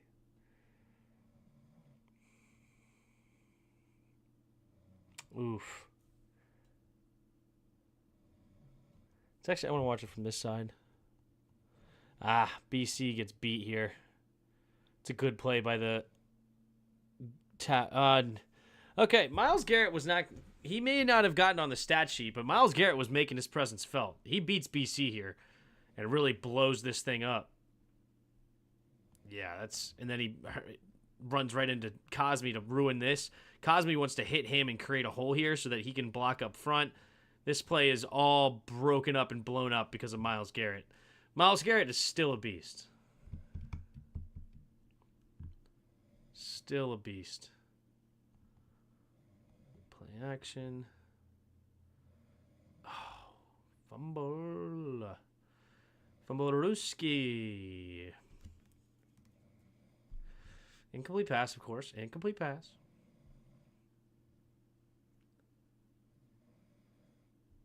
Just not much to evaluate there. Just drop pass. Good read by Jaden. Jaden made the right read.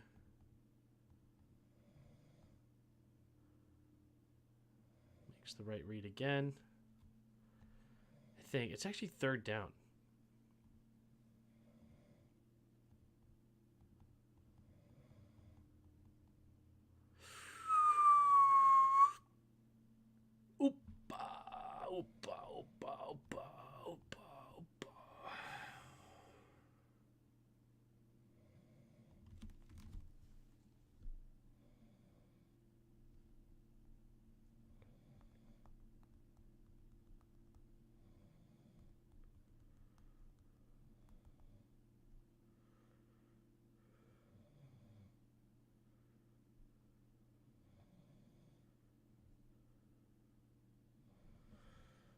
All right, my aunt is coming over to stay at our house tonight, so I'm going to have to let her in here soon. JD's fantasy football team was going up against it had Terry on it, and he didn't want her to get any points. That's funny. All right. But yeah, arg. I mean, it's fine. You make a quick read, you make a quick decision. I'm not going to... This is not a miss by Jaden Daniels. It's just unfortunate. Right? And also, he's here. It wouldn't have been that wide open. So it's good, quick decision. I don't really like the play call here. Wasn't that 3rd down? Wait, hold on. Why did we run this play on 3rd down?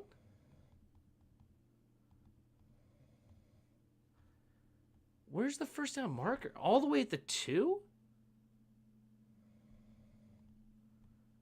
Huh? Are we even trying to get to the end zone?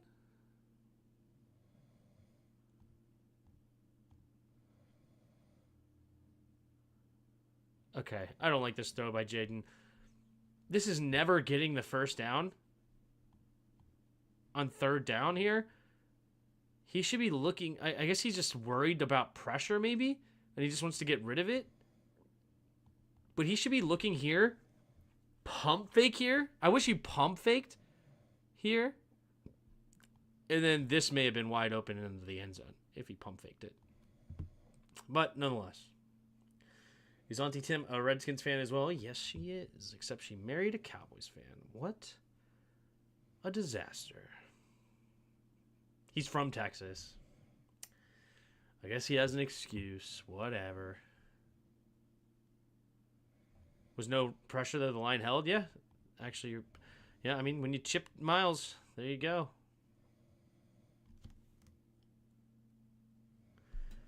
The backside was a TD. See, I don't think so. Just because if you look at it,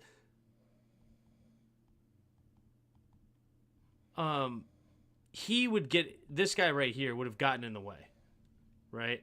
But this looks so wide open because he actually makes the throw here.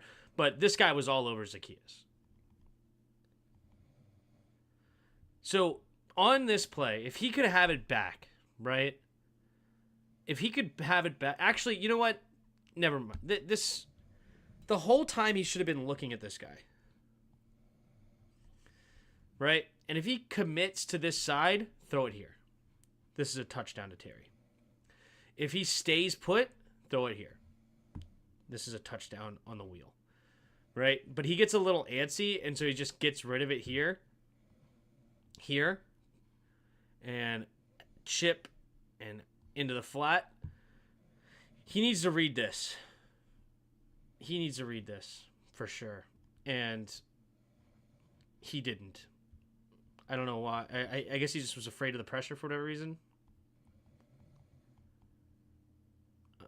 I mean, okay. This guy is coming. So he does need to get rid of the ball somewhat quickly. Right? And he's worried about this. But when he slows down, you don't have to be in such a rush.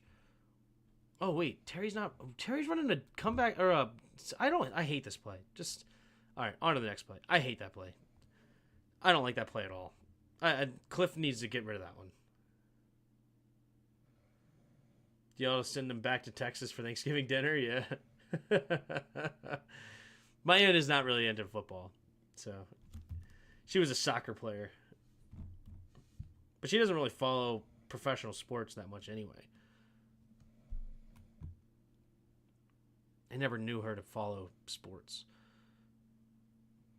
So she's more of just like yeah, I'm a Redskins fan. I live in D.C. Hope they do well, but not really somebody that supports. Okay, so after the field goal, takes a snap, delayed handoff. There you go. Who's that? Is that Mathis again? There you go, Mathis. Mathis right here. Nice spin move off of him. Mathis showing some athleticism. I want to see, is JD rolling to his left? When? Or you just, in general, you want to see him roll to the left? I guess he hasn't rolled that much to the left, huh? I mean, why do it? You don't need to.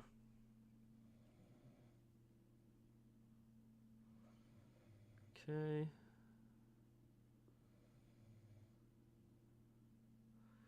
Push him out of bounds. Sets up third and mid. So third down, like 7.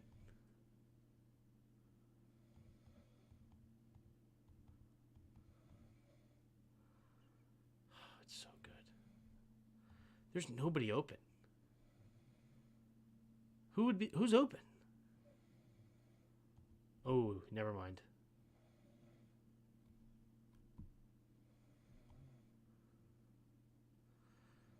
Amari Cooper was definitely open, but the pressure got there. The pressure got there. Force him up.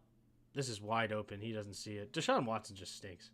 Tim, are you willing to spend the next 3 days in Tampa if it means Washington wins the Super Bowl? Yes. Hurricane Milton, come see me.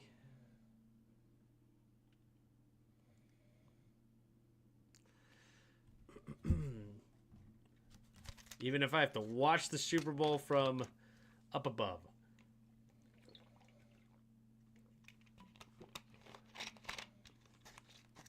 Okay, okie dokie. We get the ball back. Two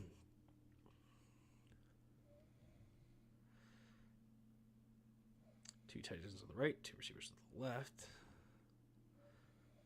Ooh, double slant. He had Zacchaeus open too. He had Zacchaeus.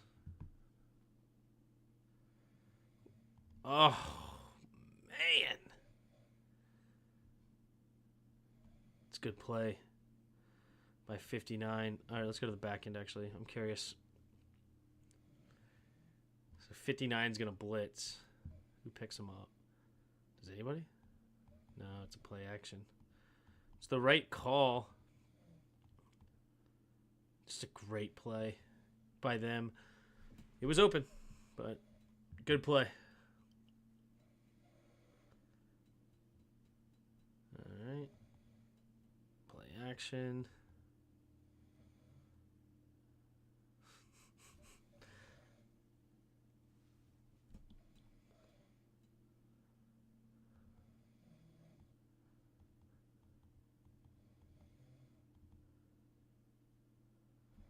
Yeah, he needs to get to the check down a little faster, but he's feeling pressure.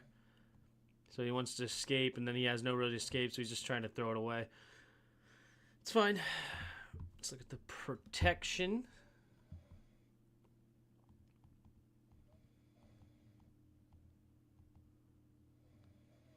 A little bit of pressure up the middle here.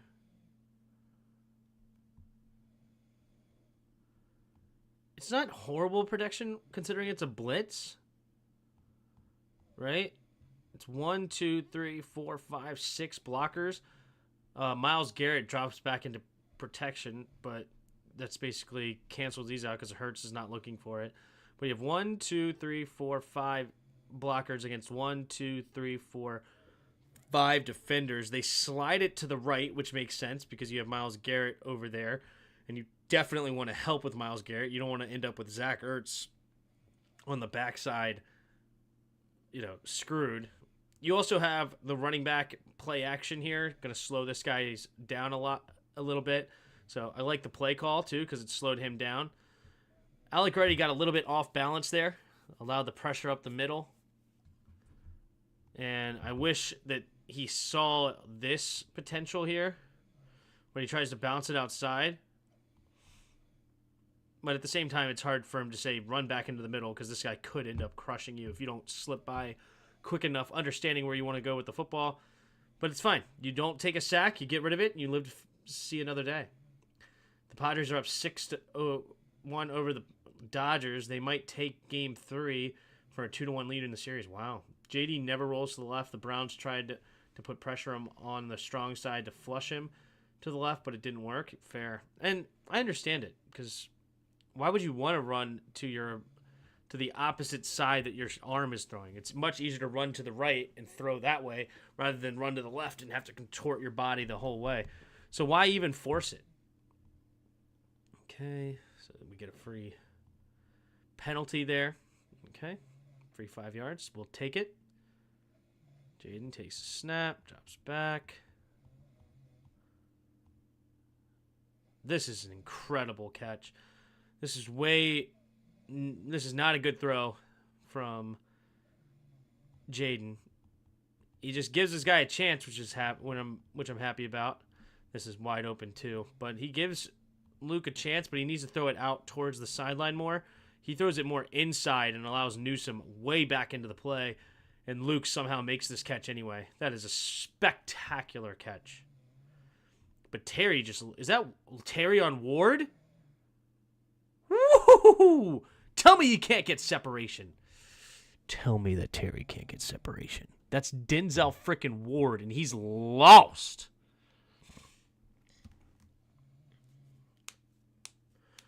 Yes, it is easier, but the counter that the D looks for, he did some left rollouts in college. Gotcha. Well.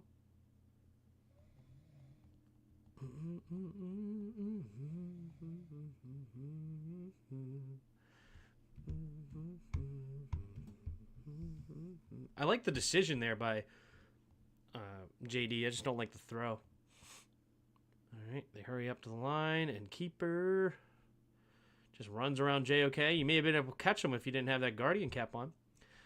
Slow you down a little bit. So now JOK was playing out of his mind all day. Just JD's that fast. He's that fast. Oh, I'm so happy with him. This is special. Like, he's a running back.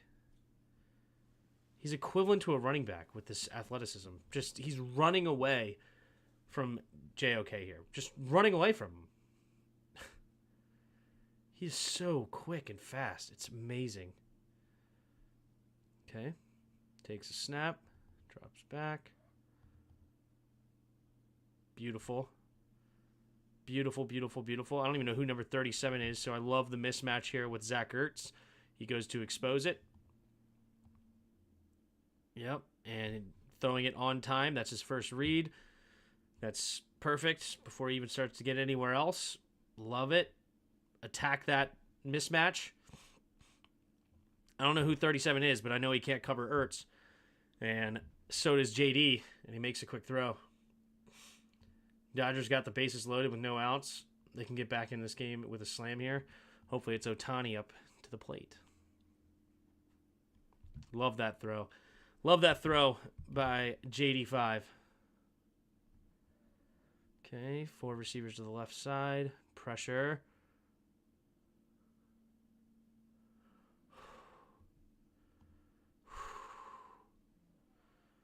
The pressure here. Just has to get rid of it. Dangerous throw with pressure. Dangerous. He's lucky Terry gets a hand in there. Whew. I think 37 is their backup safety. Gotcha. Am I the only one with no sound? I hope I've had sound. I definitely have sound. So yes, you're the only one. Yes. My sound is working.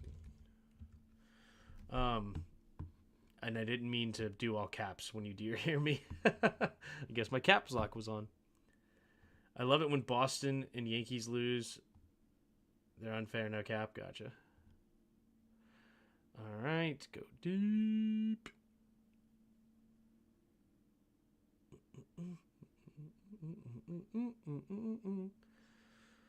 Dangerous throw and the pressure there. Good job, Terry, just playing defense on that. Okay. Escape to the right, throw underneath. Zacchaeus. That's awesome. And then I think that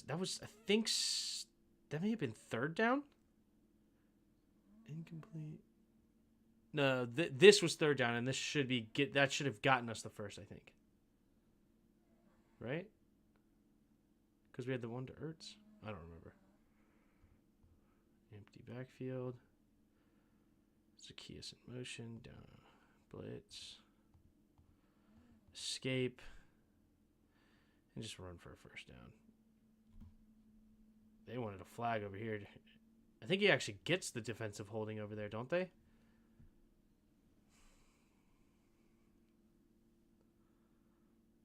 You know what? Actually, I want to go back. I just realized I want to go back to that play. Not this one, the other one. I want to watch the protection here.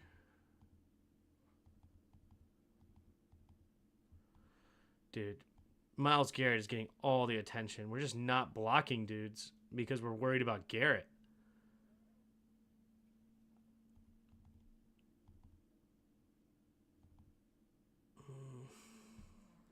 I mean, it is Lucas's him's job, and he has to protect him here. And this guy does drop back, and so does he. So it's just a good called blitz. I think we probably blocked it correctly. Jaden's got considering Not much we can do if they fake guys like that. So Jaden's got to beat him with his arm. So good chip by McNichols. Great job, McNichols. Great job. All right.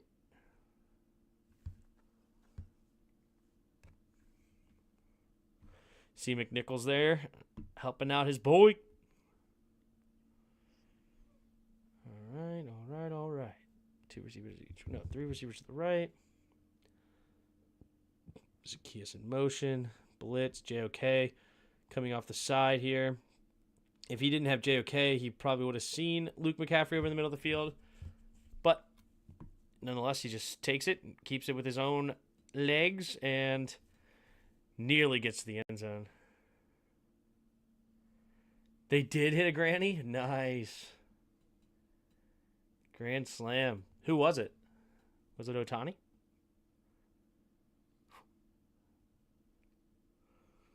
Or was it one of their other great hitters? Freddie Freeman, Mookie Betts. All right. I think it was offsetting penalties, if I remember right. Because I think it was defensive holding in the back end and then defensive holding for them too. Either way. Handoff.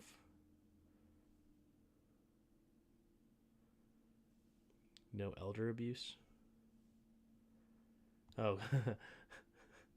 Granny. They hit a granny. I gotcha.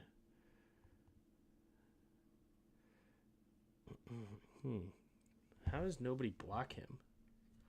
Teoscar Hernandez. Yeah, he's a home run hitter. A lot of strikeouts, but he can hit power.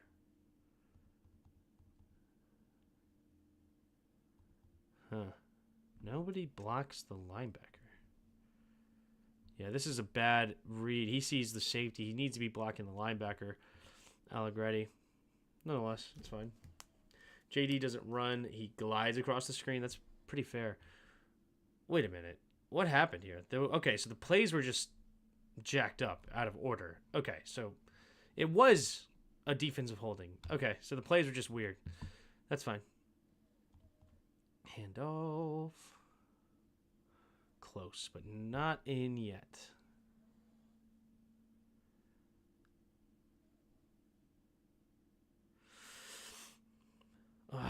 Missed block here. Who's that? Allegretti? Allegretti never gets up to the linebacker? Oh, probably a holding. Probably holding on 33. That's fine. All right. No Terry in the game. Running it. Running it.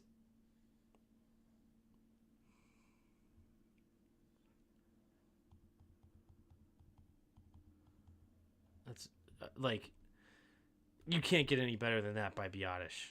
This is special. This is fantastic. Dude. Biotish.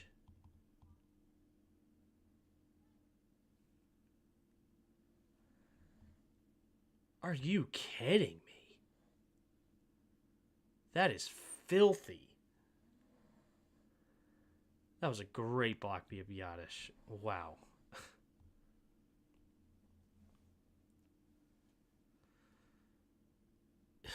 Just ridiculous.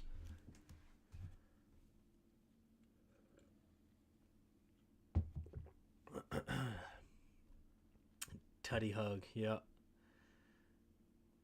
They went and hugged Commander Tutty.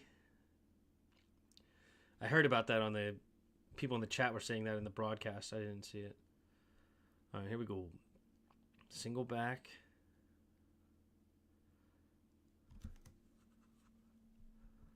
So cover 3. He's coming up.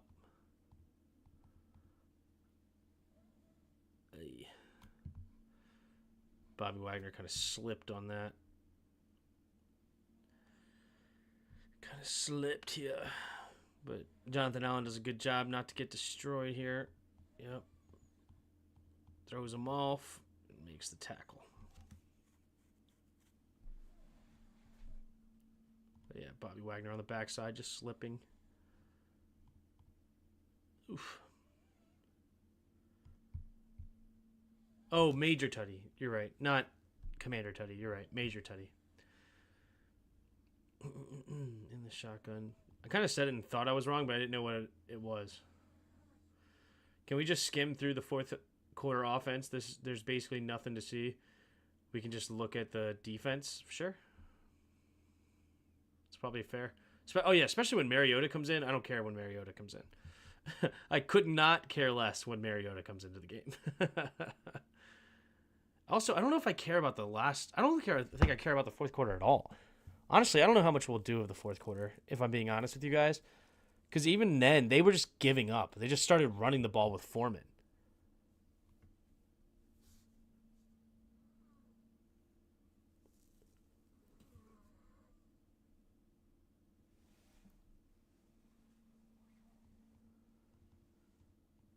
Or was it even Foreman, or was it somebody else? I don't remember.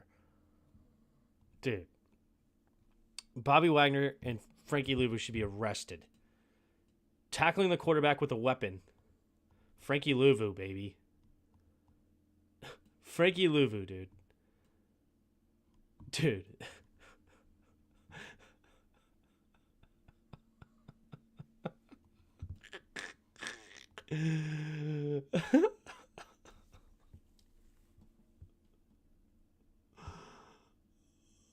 You want to see the... All right, we'll do the Browns TD drive. That's fine.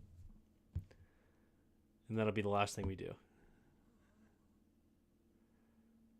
Bang.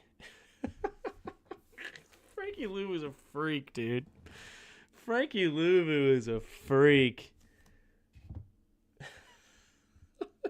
It's not even a film breakdown at that point. It's just monster.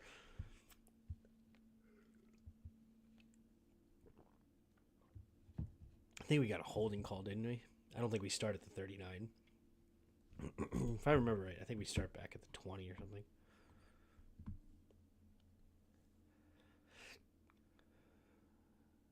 Oh, maybe I'm wrong. For some reason, I thought they started throw a flag. Nope, we started at 38. Cool. All right, 3 receivers, bunch to the right. Luke, motion. Setting up the screen. I love the screen game. This is beautiful. When it works, I don't know why we cannot block when Terry catches a screen, but this time we finally do it. And that is, I like a lot. So when you run this screen, I wish I could make these 5-second intervals instead of 10. Anyway, when you run this screen here, motion outside, and you run a couple of steps, it kind of freezes the defense, and then you come back for the football, right? It's very important on the timing, and then it allows these guys to set up their blocks a little better, and then this guy is going to run around, and then he passes it and turns around and comes and blocks. Same thing here to turn around and block, and then he's just going to come out, like maybe take a step back and then come up to help block, and then just create this tunnel that he's just going to run right behind or anywhere between to run through. It is beautiful.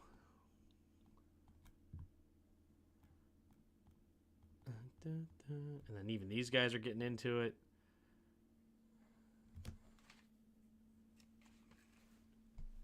So, okay, I don't think BC ran this correctly. BC, and maybe even Allegretti, but almost certainly BC is almost running in the way. So he's coming around to peel back to create this. He should be doing the same thing. Right? Because he's going to block here. He's going to block here. Right? Like, and this guy's an interesting enigma. What he should be doing. Should he be getting here, or should he be cutting out? Either way, he needs to get on his horse. Okay? If he's getting to here, he needs to move to here to get out of the way. But BC needs to turn and seal so that you can see with the seal here, block. Let's get Let's call this block here his block. I don't want to use these. And then his block here and his block here, really, right? You create this lane to run through. This is what you're trying to create, is this lane. So he needs to get on his horse to get up here so that this lane is created. But BC keeps running, and it basically gives Cole Luke nowhere to go. And he ends up running into his own guy. See? Like, he should not be here. He should be blocking him. Right? So he's actually not in the way. BC is the one in the way. Imagine if he just turned around and blocked this. If he just turned around and hit this right here. Off to the races, right? I mean, I guess this guy, and then maybe he can even get around him. So, and then because if he blocked here, he didn't have to worry about behind him anymore. But instead, he runs into BC, and it kind of just slows him up.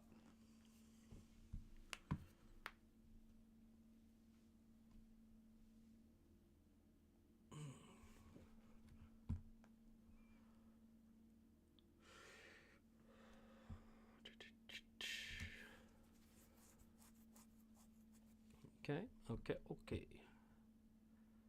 Takes the snap. That's a thing. Oh! Come on, Ertz. They say JD can't throw over the middle. This is beautiful. That is beautiful. Come on, catch the frickin' ball. It's a right read. It's a beautiful read. So, excuse me. Right? You have, pause. You have one read, two read, three. Right? And this is really a pre-snap read, if you like it or not. And they don't like it here. Eventually, we know that he does like that eventually. Right? So, 2 to 3. And then they're probably running some sort of, I would imagine, I don't know if he's running a post, most likely. So this would probably be a 4. Could be a dig. Some sort of in-breaking route, most likely. I doubt he runs a go. You probably wouldn't run double goes here. It doesn't make much sense. And then probably some sort of flat just to be a check down, right? I would imagine he's doing some sort of in-breaking route. Yeah. Dig route across the middle. So, it's the right read. I'm curious on his eyes, actually. Tim, you think the O-line's better because JD's got a quick release? I think the O-line's better because they're playing better. The offensive play calling is better, and JD's legs slows down the pass rush. I think it's a combination of all three, and it's incredible to watch. But yeah, this chipping, that's the play calling I'm talking about. Just way better. But anyway, he doesn't even give much thought to here. He probably saw him earlier, maybe. Did he ever look at JOK? Maybe that he's not looking at this guy at all.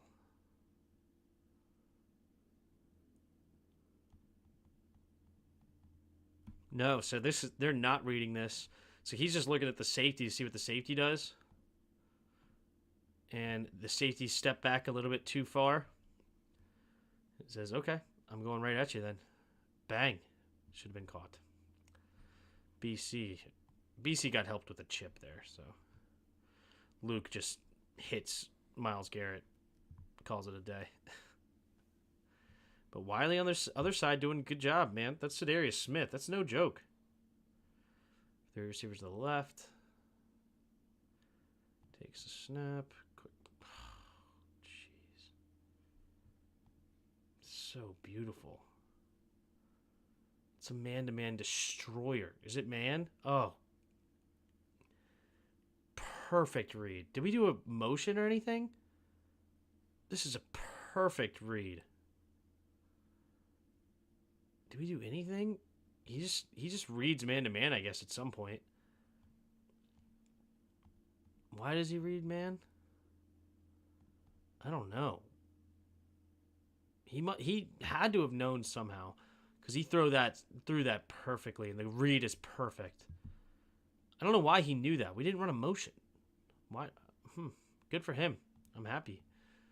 You know what? Maybe I don't know. I don't know why he knew that. Pretty incredible. Sam would have held on to the ball forever. Yeah. I thought the O line was bad because he held on to the ball too long.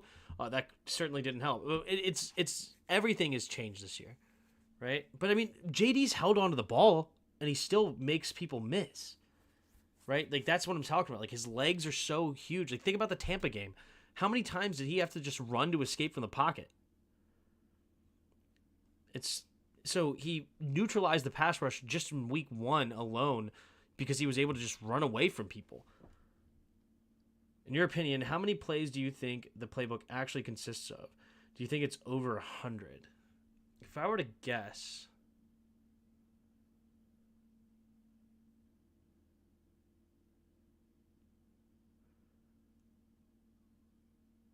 actual plays, no. No. And but it depends on what you mean by that, right? Because like is the same concept out of a different formation a different play? If yes, then way over 100, right? His play sheet is one notebook page, yeah. So it depends on what you mean by over 100. I would say overall no. But oh, well, also it depends on what you mean by playbook too. Yeah, the playbook. Yeah, you're right. As far as what's actually in his playbook, yeah, his plays number of plays is way over 100. He probably has like I don't know, 500 plays or something like that. But what are they actually calling and coming into the game with? I don't think would be 100. That's my guess.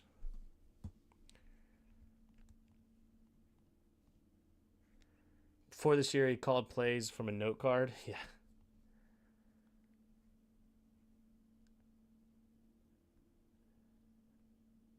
Let's put it this way. I played college ball. Obviously, it's going to be a lot less in depth than what the NFL is doing. But let's see. 44, 34, 6, 7, 43.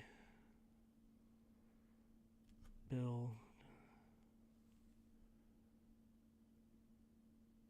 Bravo Alpha. Charlie. Read option. RPO, whatever. Like a fool, I think. Like, I would venture to say just straight plays. In my college offense, we probably only ran like 25 plays max. 20 plays? Because you had like 106 waggle, 107. Somewhere between 20 and 25 plays is really all we had.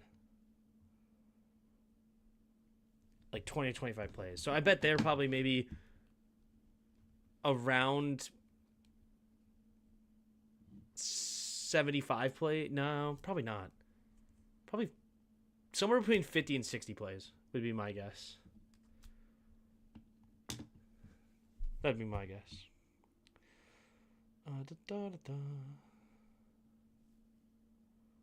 Pros probably prepare 20 or so plays, but work mostly concepts, I would bet. Yeah, that's probably a fair assessment.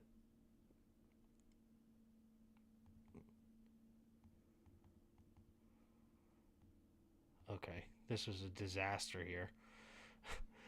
Zach Ertz supposed to cut that way better. Most scripts are like 15 plays, give or take. Yes, but some of those are going to be multiple plays, like the same run plays a couple times, probably.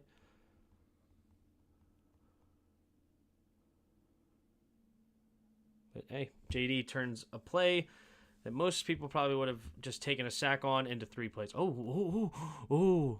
Are we about to see the touchdown next play? We are about to see the touchdown next play. Watch JD. Watch.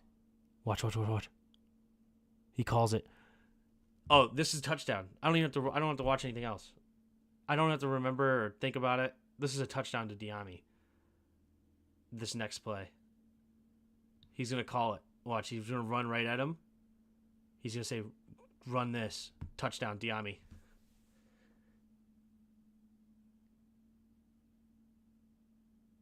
I remember hearing about that. I couldn't remember for sure. That's awesome to see. Did you see him? Look, he's going to run up the cliff, say, yo, call this. Yo, give it to him.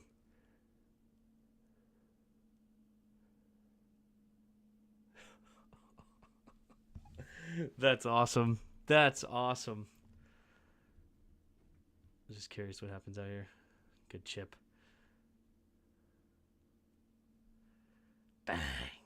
Bang. Do you think Kingsbury makes changes as the season gets deeper? Yeah. Every game plan you're going to go into with, I mean, you're going to have concepts that you like that you're going to run all the time that are just like your cover 3 beaters, your cover 2 beaters, your cover 4 beaters, your man-to-man beaters. You're going to have all those in the same plays, but then you're going to have specific plays meant to beat how they run certain coverages. So if they run cover 3 in a certain way and cover whatever. Now this is something they prepared for sure. Yeah, you see that? That was awesome. He knew he saw it and knew exactly what to do. Yep.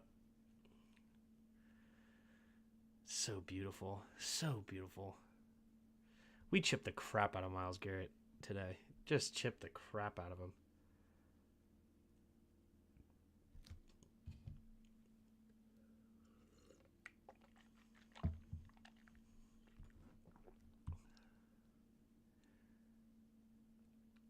I remember they mentioned that somewhere, and it's cool that I just saw that before the play even happened.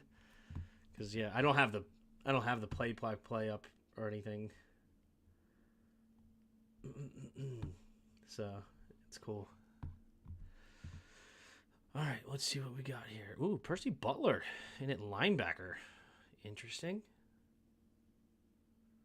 Like literally in at linebacker. A little dime linebacker here. Like Dante Fowler inside. What are they? Oh, is this has to be 2-minute offense, I guess, huh? All right, now let me pull the play-by-play up now. Yeah, the touchdown to Diami was with 36 seconds left in the half. Come on. So pretty.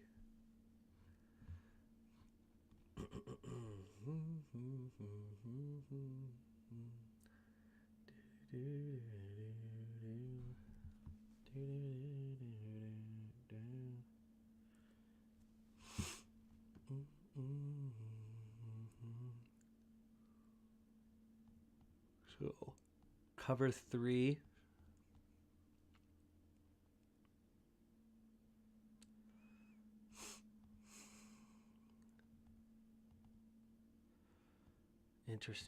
Interesting by Sanders still. Turn his hips upfield. Outside as if he was going to run a go. And then broke him off as Jerry Jeudy. Jeudy.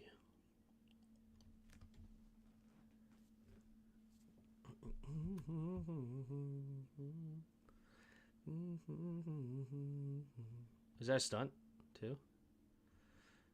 No, not a stunt. No stunt. No stunt. All right.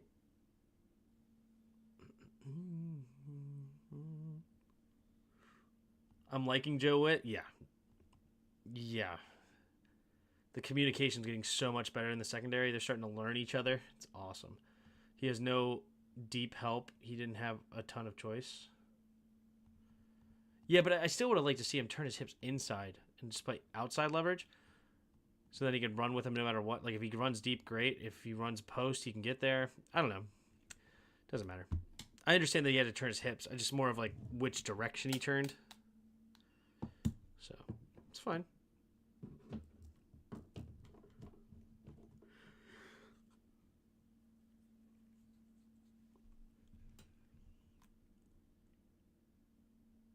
You can tell he studies other teams too. Joe Witt, yeah. Absolutely. Absolutely. Oh, stunt. false start.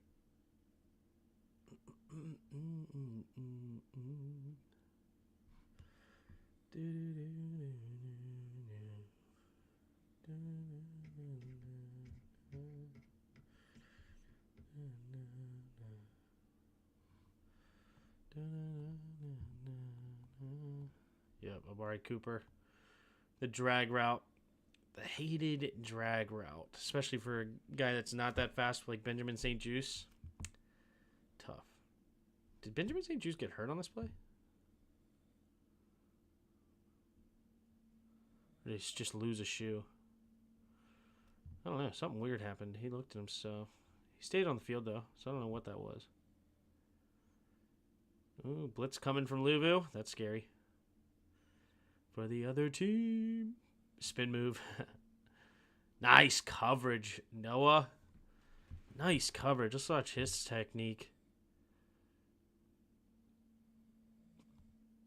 So stayed still. His feet were very still. Then he stayed on him. That was crazy, actually. How did he cover this so well? It's like his feet didn't even move. His feet don't move off snap. And then he reacts. And he's still all over it. Huh. Is that normal?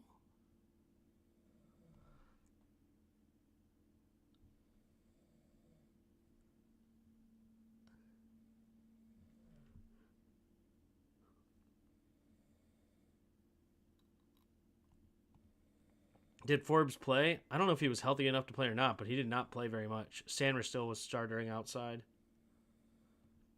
Very confused by that. Weird. His feet didn't move off the snap, and yet he still stayed right with him. Okay, interesting.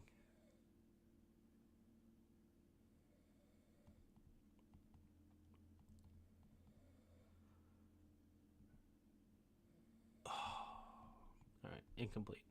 So now it forces a punt, and then this is the end of the half. So we'll go to the second half, and let's rock and roll. So now we're going to get the Terry fumble. So we only have 2 more drives of offense after this fumble, which is just an insane... Dude, JOK. The game he had today was absolutely incredible.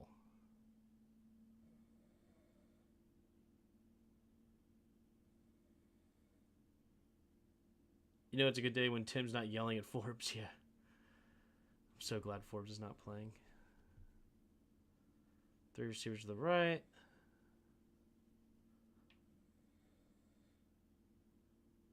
Quick underneath. We hold him to a field goal, though, here. It's good defense. Doesn't look like anything's open here. Except for, of course, the one he threw it to. But the backside looks pretty covered.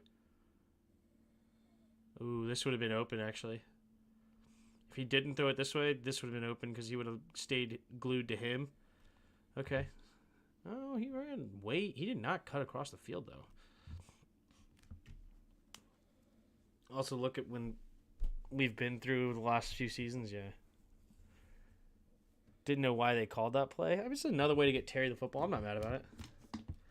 No, when you're killing the other team, that is when you want to see him. See who? Forbes? What up, Driva?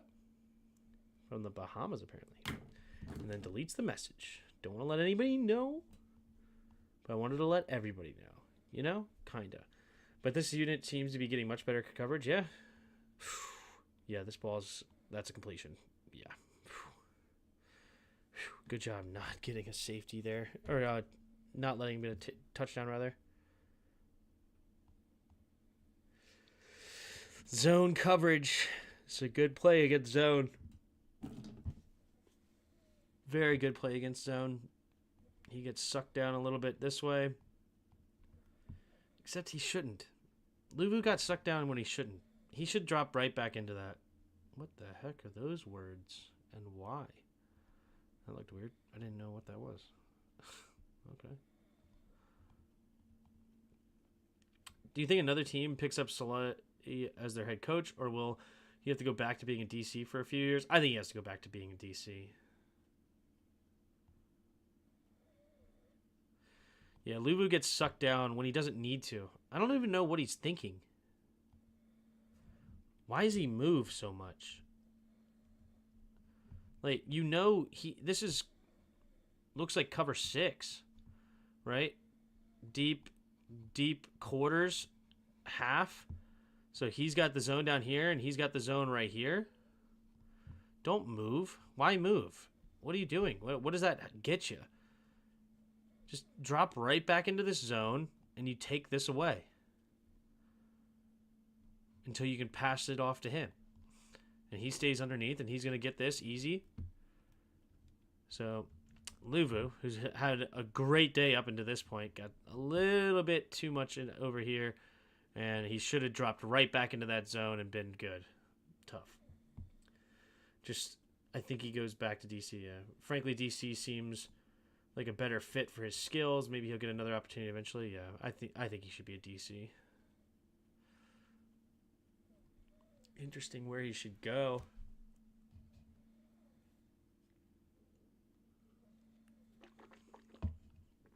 Who's got a great offense but not that good of a defense? I don't know. Absolutely no shit. No. I mean, Dan Quinn did it. Dan Quinn went to DC for a little bit and then got another opportunity, and so far 4-1. I don't know. He might get another head coaching chance. There will be probably a lot of head coach openings. Maybe. You might be right. I think he should go to DC. Like if Ben Johnson gets a job, go be a DC with Ben. That could be fun. Well, Wilson wasn't. Oh, you know who also could get a job this year is Bobby Slowick. Oh, that could be a great opportunity. Bobby Slowick. Oh my God, I'm seeing it. Bobby Slowick in Robert Saleh in Chicago. Ooh. That would be nasty. You think he's going to Dallas? Maybe.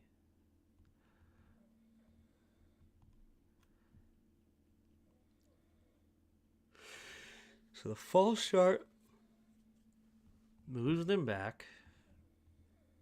Oh, thank God he didn't see this window open. He's looking for Cooper. We're blowing him up. Good thing he didn't see this open. Because Deshaun Watson's not very good.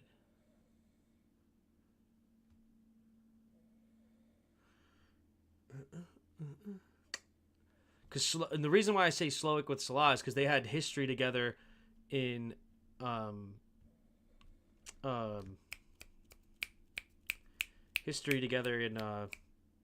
Francisco.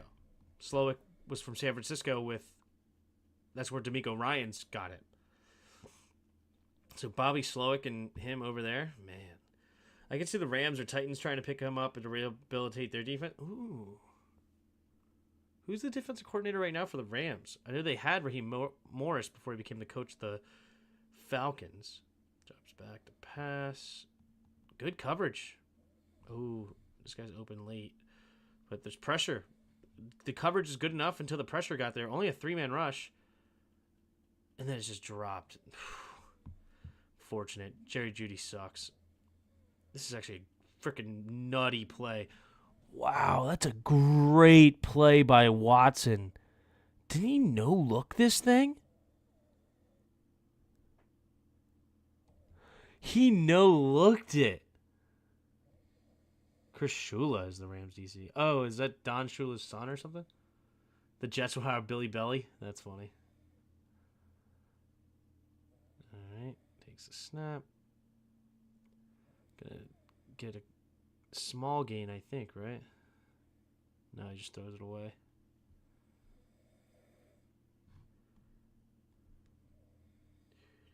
Yeah, they were going to go for it on the 4th and 8 and just take the delay of game. Hilarious. Oh, yeah, let's count the 12. Do they have 12 in here? All right. 1, 2, 3, 4, 5, 6, 7, 8, 9, 10, 11, 12. Yep. 1, 2, 3, 4, 5, 6, 7, 8, 9, 10, 11. And Amari Cooper's going to the sideline. And you definitely don't want Amari Cooper.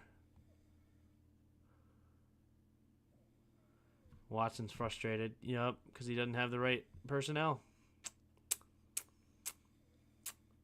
He's Don Shula's grandson. Nice. Is Chris Shula related to Don? Yep. Nepotism at its finest. The old Shula. So the kick is good by good old Dusty. Rusty Dusty out there. Good old Rusty Dusty. All right, here we go. Under center. Single back, puts tight end in motion, takes a snap, hand off. Fantastic. Oh, this always scares me. I hate when guys get rolled up like that. I'm so glad when they get up. It scares the crap out of me, no matter whose team it is. Ooh, he's blowing up this play. Good play here. Actually, how is this? Is this a trap play again? How are they blocking this?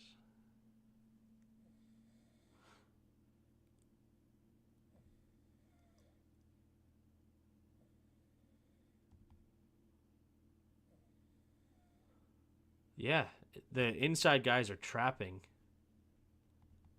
That's kind of cool. I love the trap. Oh my god, it's so hard to read when you're the. This is so cool. I love this play, man. It's so hard to read. Because, like, for the defenders, you see this pulling guard, right? Whoop. Wrong button. You see this pulling guard right here? Right? You're thinking the run wants to go right here. But the run wants to go here. So you're running right into your block, right? He's gonna come up to get him, I think. He's gonna come to get him, and you're running right into this block. He's gonna go hit him. He's gonna run around to get somebody else probably. And then he is going to block here.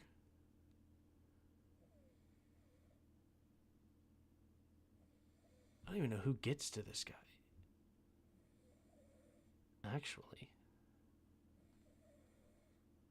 Maybe he just goes and blocks him and then Bates gets him? Either way. It's so hard for the defense. Oh no, he just leaves for some reason. And then he runs right into the block. It's so cool.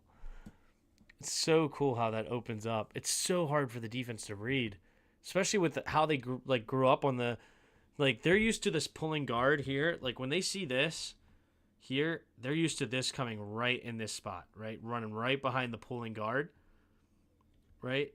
But you're pulling, but you're just pulling to block him. And then he's running straight ahead. It's so hard to read. Tim, did you see the Jets-Vikings game? I saw that the pick was at the end, but I didn't watch the game. I hate Nathaniel Hackett. Want nothing to do with him. But no, I had church in the morning, so I didn't watch a lot of the game.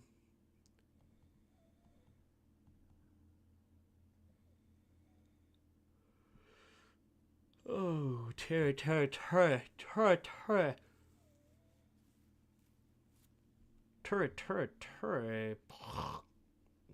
Stop on a dime, baby. I love. When does he actually throw this ball to? It's max protection. Only a 2-man route, so most likely I don't remember what he did exactly, but it's most likely here, and then here, right? Max protection. Beautiful. Throwing it as he's making his break, too. Great timing. Beautiful. Beautiful. Saleh and McVay would be a ton of fun. True. Chris's dad, David, and his uncle Mike were good coaches, too. Fair. No, I mean, usually coaches' sons are all around football their whole life, so they learn a lot about football, play football. do the whole thing. So, yeah, it makes sense that they're continuing to play in their father's footsteps here. Another max protection. All right, hold on. I'll be right back.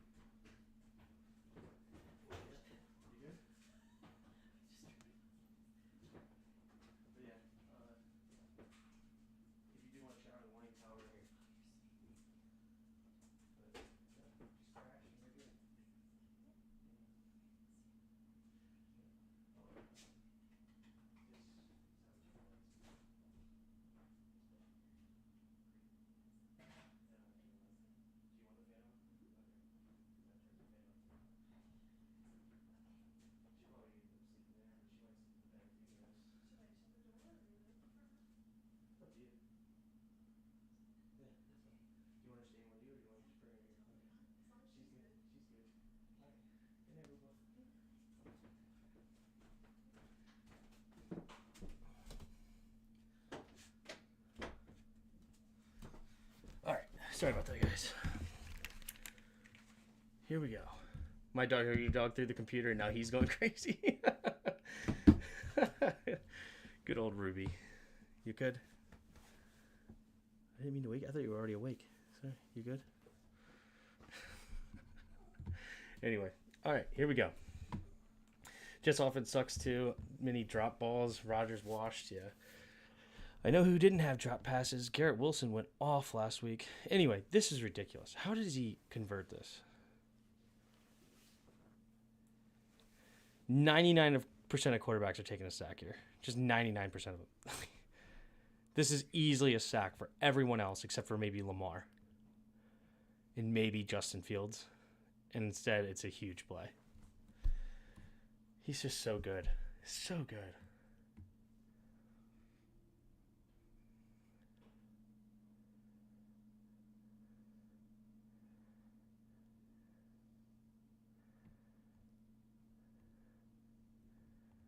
Yep, covered, double covered. It's only a two-man route, so when it's covered, you just got to do something with your legs. You are the check down at that point. It's just so absurd. So absurd.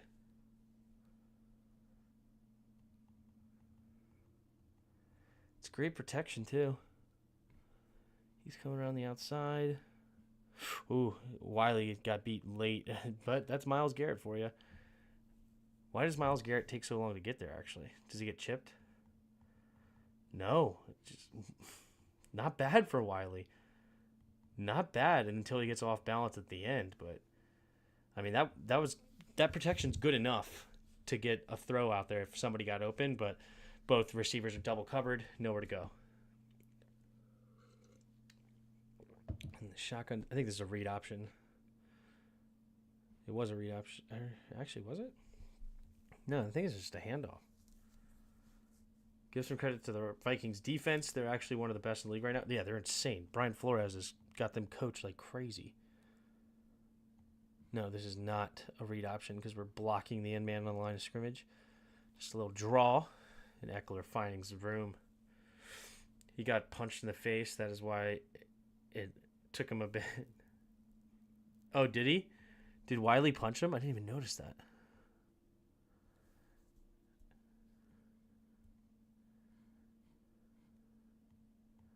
Oh, he did. Wow, got away with an illegal hand to the face. And then he gives it back to him. Fair. You're right. See, this is one of the, you know what? This might rub some of you guys the wrong way. But here's a concern I have with this team. Here's a big concern. And maybe it's not worth being a concern because maybe it won't matter anyway. But our team is not getting penalized at all. Like, our penalties the last 4 weeks and these 4 wins are insanely low. Actually, I shouldn't say the last 4 weeks. The Giants, we actually got penalized quite a bit. But the last 3 weeks, it is so crazy how low penalties. Those penalties a lot of times are going to stall drives, right? Now, that being said, we did get in more 3rd and longs in this situation, and we still were converting and turning them into 4th and shorts and converting on those. So even maybe with some penalties, right? We'll see. We're getting the KC treatment once JD blew up. Kinda.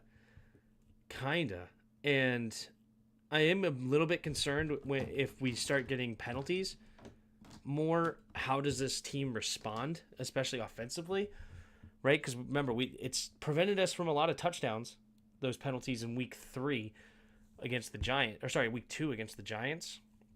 So that's something that could slow us down potentially if we start getting some unfortunate calls. Like right there could have been illegal hands to the face that they didn't see. This huge play that JD just got is completely negated now.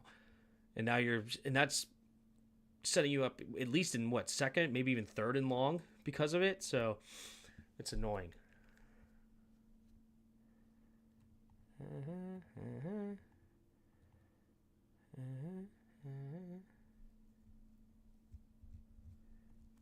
That is odd. Some of it is good discipline, but let's be real. We went from being the NFL's pariah to their darling, and we're not used to it. True. Very true. But I'm generally curious, what are you spelling face wrong on purpose? Is that reference to something that we're not aware of? Yeah, I don't know. It's going over my head, for sure. I don't know what that's from.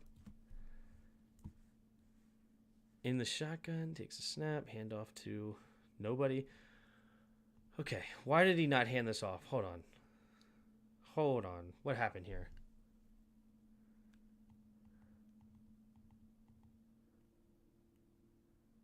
Why are we not handing that off?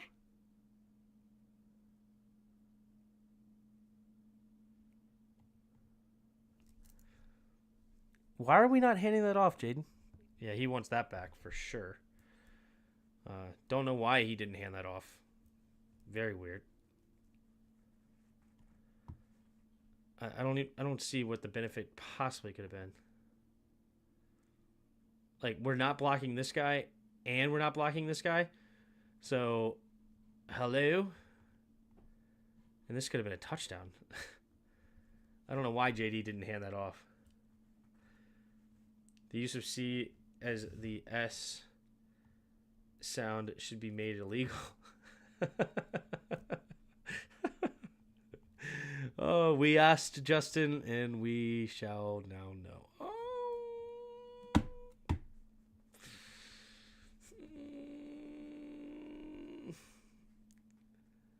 Why? Why, Jaden? Why? This is your read. You looked right at him. He's diving. Hello? Throw it right here, and it's a touchdown. Why, Jaden? Why? Why? What? Why did you go away from this?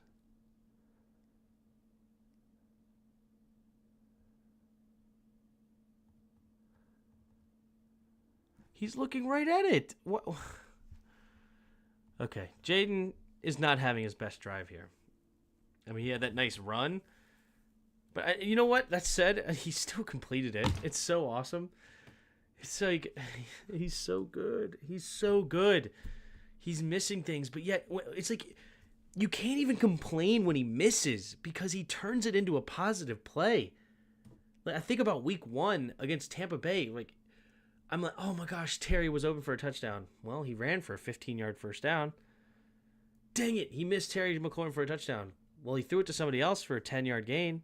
Like, he's keeping drives alive. He's making things happen, right? And he makes another, 12, 15-yard gain. Of course, it should be a touchdown, right? But even his mistakes, which they are mistakes, are still 10-yard plays.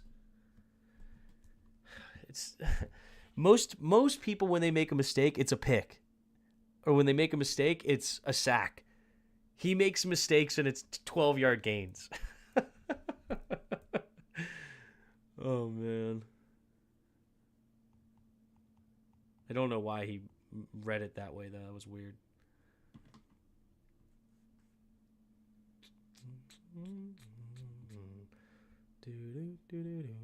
All right, is it a read option or is it not? Probably a good handoff because of this, too.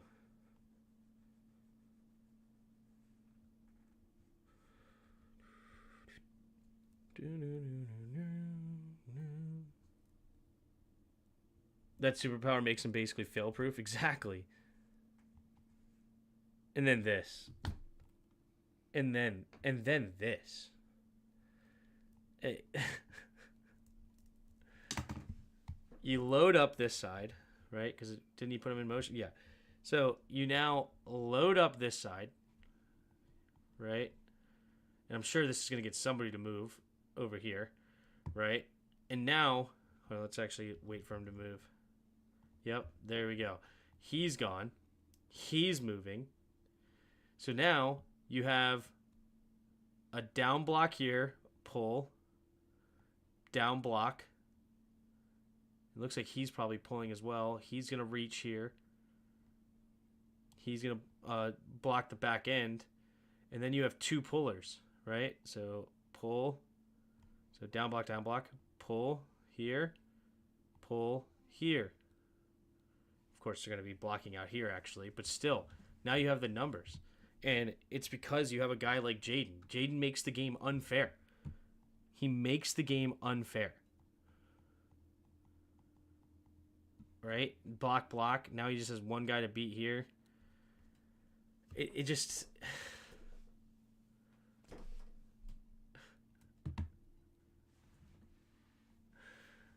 I won't let you do not the world. What?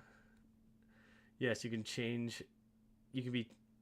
Yes, you can be in charge of the offense. Yeah. Te noto faust. What? I don't even know. Should I be reading the chat? Anyway. And then that's a huge play. It's just unfair.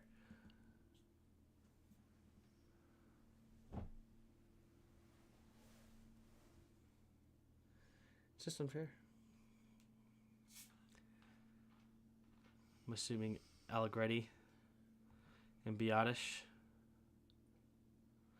And then McNichols. The front is awesome. And then this is a really good block by Cole Luke as well. Turn him out, push him, create that gap.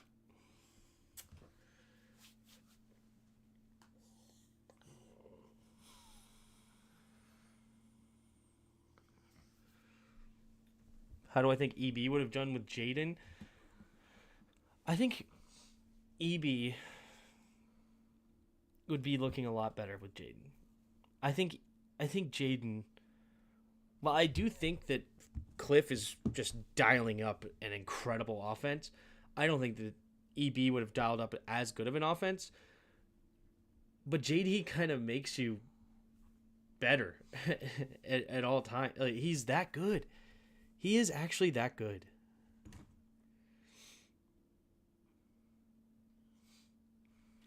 I'm just.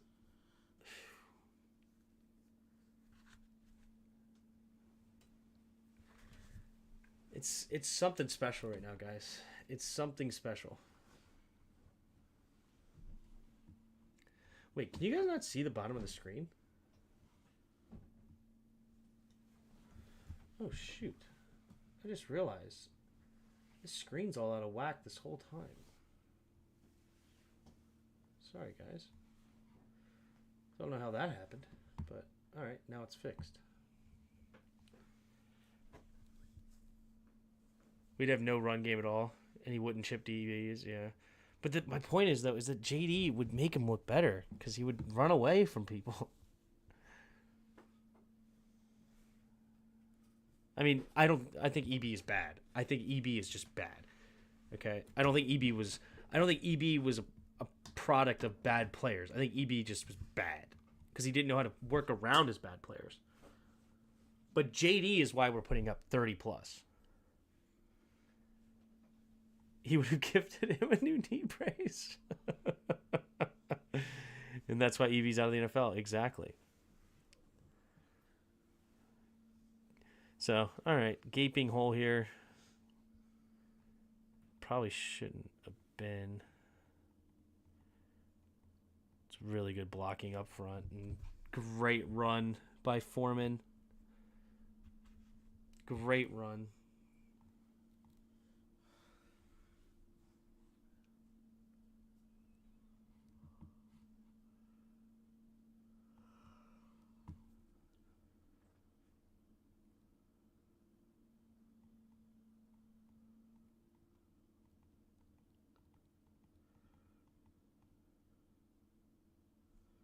I like to see Jamin get off that block. I like to see him get off that block and get into that gap. It's only a tight end, too. Fit that gap there, Jamin. Fit that gap. See, like, Fidarian's already in this gap. Jamin needs to get into that gap. This one's on Jamin. Right. He needs to fit that gap between these two tight ends. Because Mathis is fitting this gap.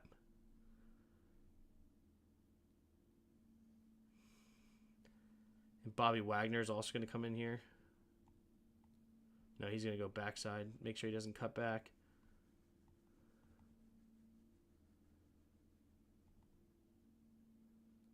There's also an argument that, I don't know, I think Jamin needs to make this tackle. But oh well, what are you going to do? I'm just so confused on why Watson looks so bad now. Like, bro was good for the Texans. I don't either. I don't know. When it was too late, he finally ripped his man off. Yeah. Shed the block. So Mahomes and the Chiefs were winning in spite of EB. He was calling terrible plays, and the players were like, nah. I mean, yeah, when you have a guy like Mahomes. And also, he has the benefit of Andy Reid there, too. Right? But, yeah, I mean, Mahomes kind of, he is that kind of a quarterback that just doesn't make a difference, right?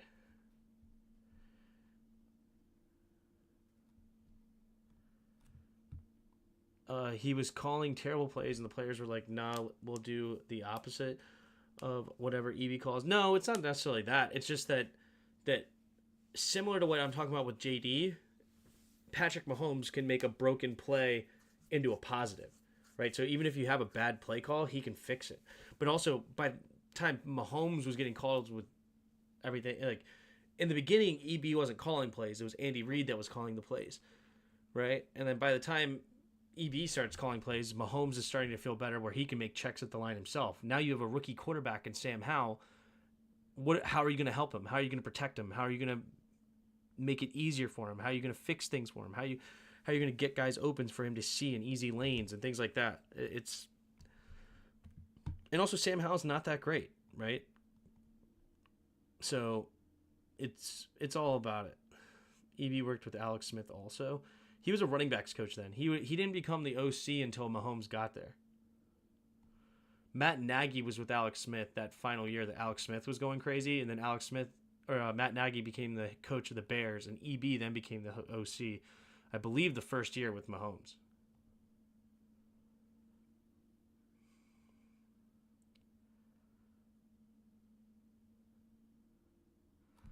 I mean, great coverage again.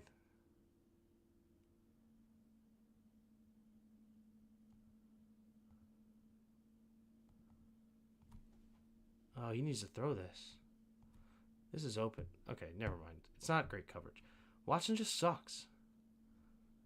I don't know what Watson's looking at. I really don't. I don't understand. He's not a good football player, and then he takes a sack, and it's our ball. He's just a bad football player. He's looking right at it. Like, throw.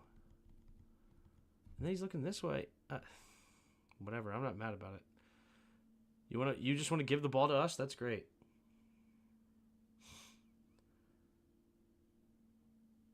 Unless I'm familiar with the character, made a deal with the devil for greater knowledge. Yeah. All right, play action. Pressure. Like, it's stuff like this. He gets blunt. This is a sack on almost everybody else. And then it's an 8-yard play.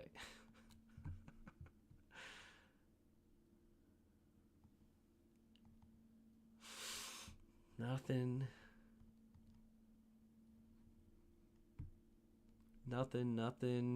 Probably should have hit this check down sooner, but he sees JOK here. So why not run it yourself? Sure. It's awesome.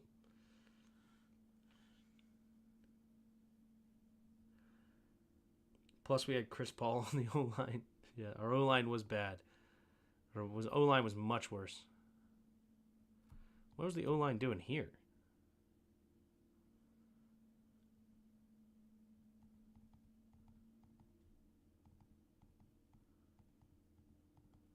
BC gets beat here, but he's running to help. BC's definitely getting beat on this one. Is it? Hold on, I didn't look. Here or here? Let me redraw that. It's more like here or here. My guess it's more this line.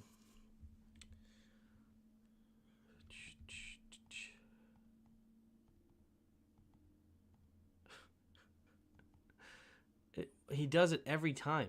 Every time. And then he gets beat over the top. Where he's just, the edge is coming. But luckily we are double teaming, but he has to leave him because he doesn't...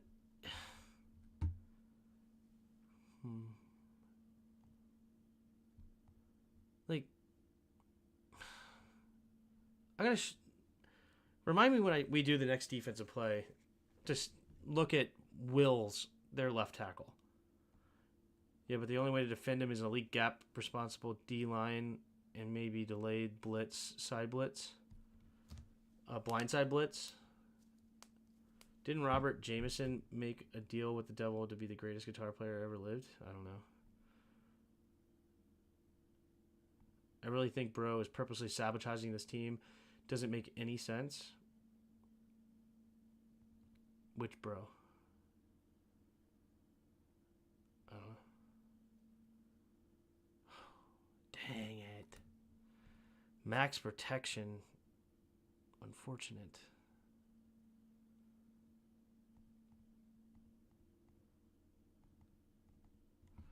Doubled, covered. Yeah. 3v2 and they cover everybody. And he has to try to escape. It's a max. It's a full-on engage 8 blitz. Against a 2-man route. And they cover it perfectly. This is why they're good defense. It's good coverage. Very good coverage. Coverage sack there. Not much we can do, but let's look at BC. I'm curious. Hold on. Draw the lines again. Is it here or is it here? And, like, you can even look at him. I'm pretty sure Wiley's better at it, too. Here or here.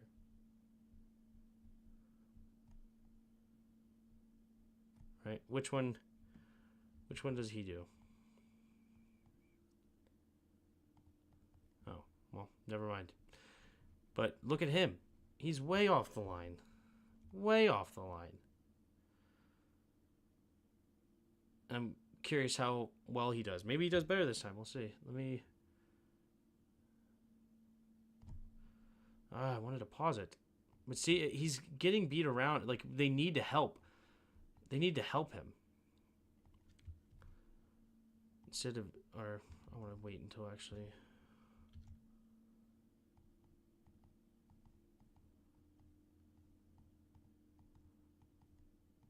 Okay.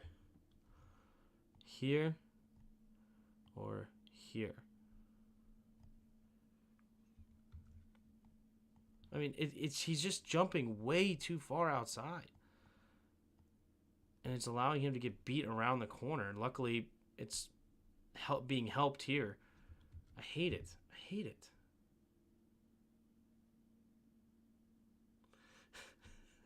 At least you get it, Justin. Now I can stop. I was just waiting for someone to say that, and now I can stop. Okay? I was trying to point right at his buttocks.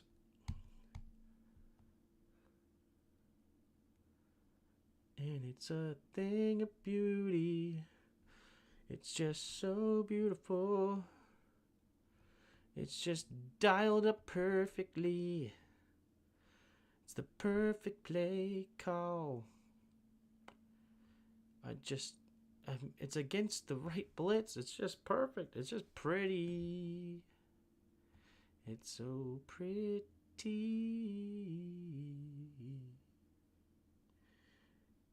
It's so pretty. It's a Diddy party, yeah. It's so pretty. I'm just signaling you where my allegiance lies, okay? Now you know. Pro Diddy. Just kidding. All right. I meant no Diddy. Did I say pro Diddy? I meant no Diddy. That looked blocked well. Let's take a look at the back end. Okay. Pulling guard. He likes this run play. I like it too. It's working well. Oh my gosh. They just blocked that. It's so beautiful. Cosme's block is my favorite part of the day, even more than the Eckler run.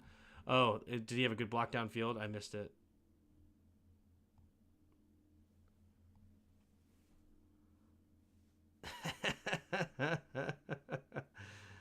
Oh, he almost pancaked him. That would have been fun.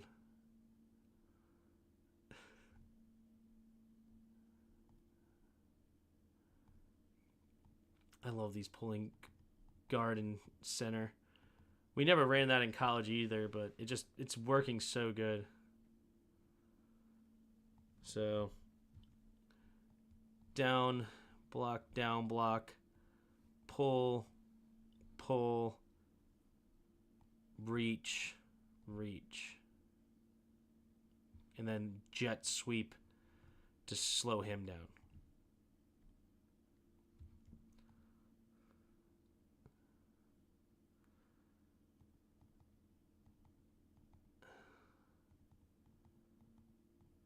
Okay, what the heck was BC doing here? What the heck was that?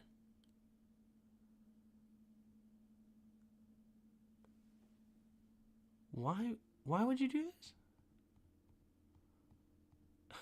He just knocked his own dude out.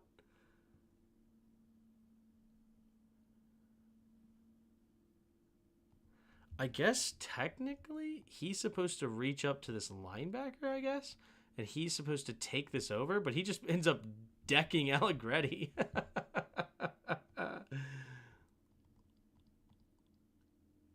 He's a master. Fair there, bud. Well done. Well played. All right, offset I formation. Pitch or handoff up the middle. Not blocked nearly as well here.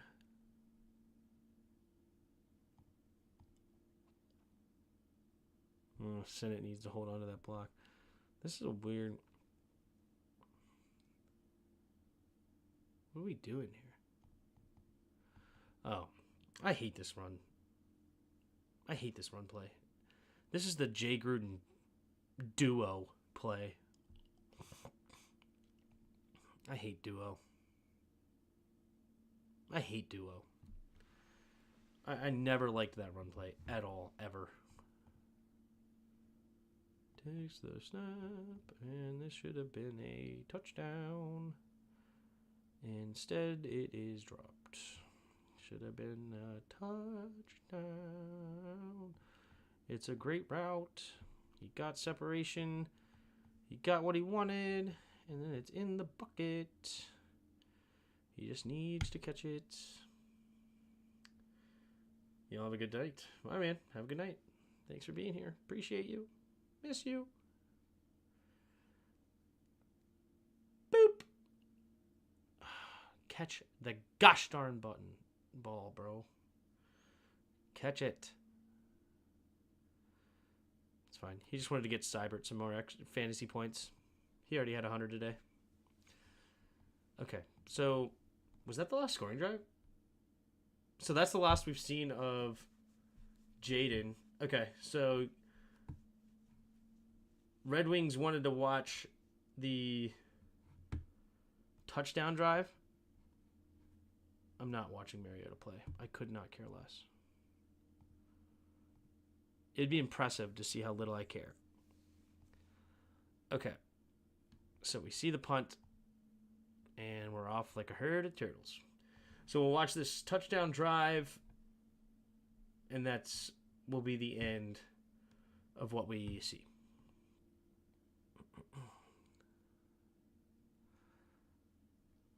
See what happens here. So cover 3. If Terry's hands were just a bit lower, that's a catch. I think he was focused on keeping his feet in bounds. Yeah, I mean it's a tough catch, but when you are the caliber receiver Terry is, you got to come down with it. I mean, got to is an exaggeration. I mean, you're up by 25. It's not like the clutch, you didn't need a clutch play at that moment, but it just would have been nice.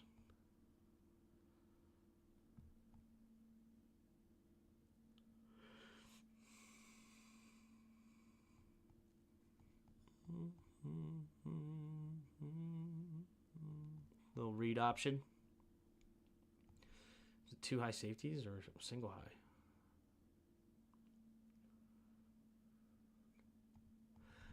Luvu blitzes here, and that leaves that gap wide open because Dorrance needs to contain. So he just takes himself out of the play essentially. Man-to-man defense everywhere else. That's why that one worked.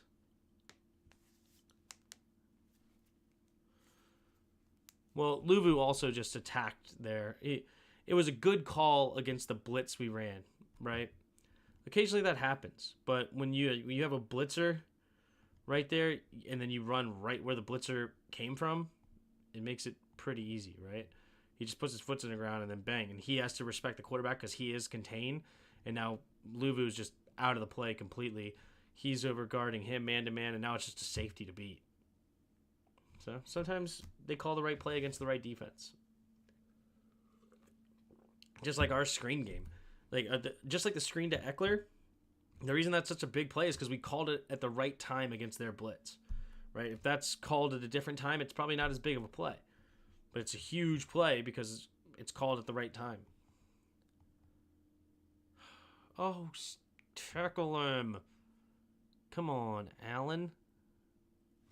Make the freaking tackle. You get there so quick. Why don't you make the tackle? I mean, that's a hard tackle.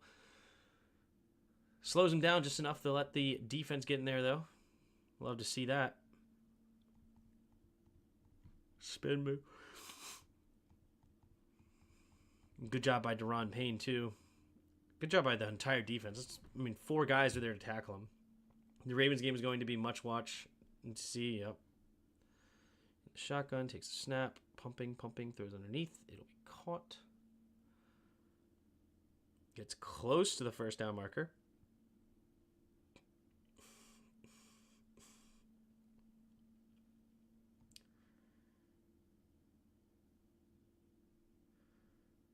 No, that what? Yeah, he got the first down. They gave him the first down there. Mm-hmm. But I mean, we're playing really soft here. Too high. Just stay underneath, make tackles. So that seems to be why they're also moving the ball as well. It's not so much the backups are in, it's more of just the defense we're calling. We're playing bend, don't break. Don't let them get anything deep over the top and score quickly. We don't need them scoring quickly. We're up literally 28 points at this time. So we don't need to shut them down. We just need to make sure they don't destroy us. Yeah, you can see these guys are dropping back.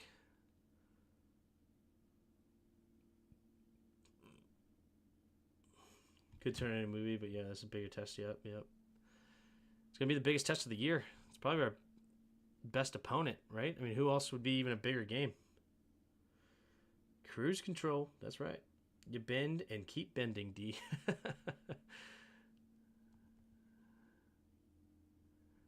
But this is not like you want to run. Like, this is a, realize this. This is a 9-play, 54-yard, 4 minutes and 49 seconds drive of the game when the game is at under 12 minutes to play and you're down by 28. Who cares if they score? If it takes them 5 minutes to score, you did your job.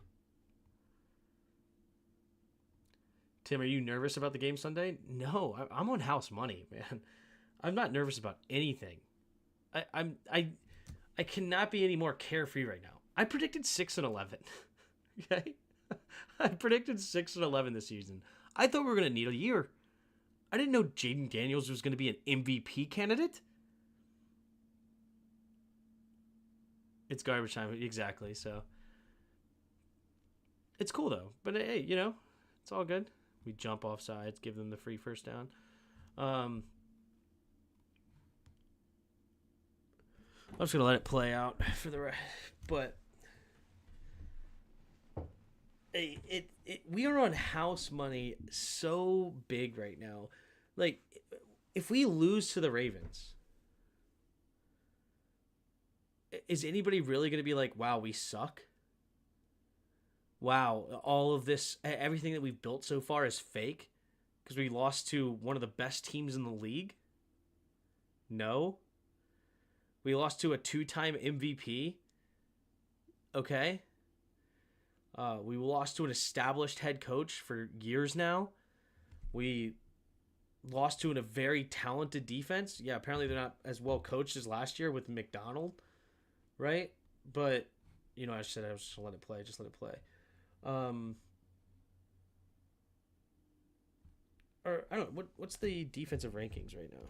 Defense rankings week 6, ESPN.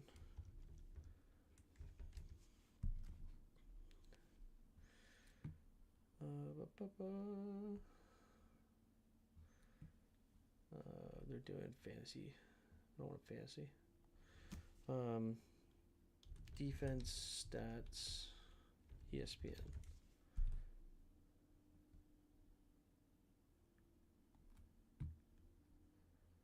Defense stats, team, defensive leaders. We're top 5 in yards per game. Insane.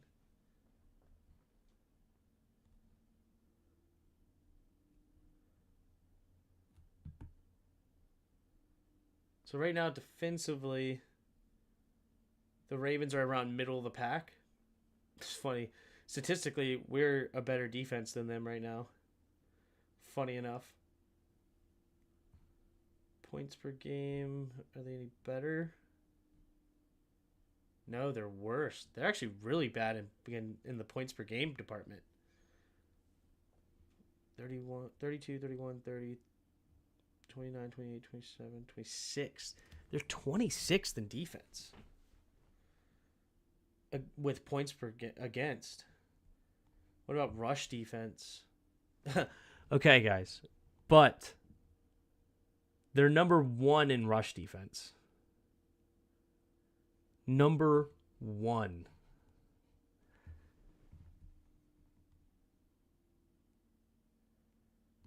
They must be like number 1 or 32nd in pass defense. 31st. So their pass defense is getting torched while their run defense is killing it. Right? Like last week they got destroyed in the pass game.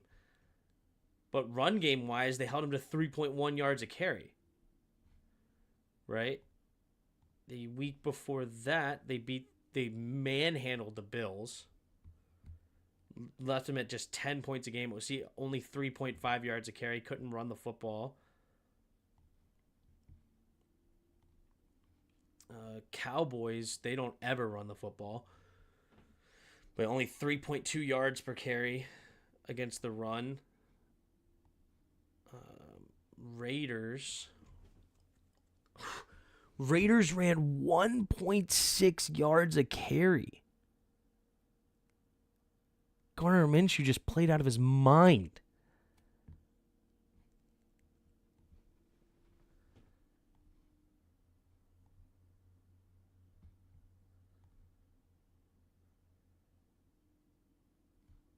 And the Chiefs ran. So nobody's ran better than 3.6 yards a carry against them. So that's going to be the tough one, right? But a lot of teams have passed against them. They're 32nd ranked pass defense, and then they're terrible in points per game. They're 26th in points per game. But number 1 against the run. That's going to happen. Stats don't mean much in only 4 weeks in the season. That's fair. That's fair. Not a huge sample size.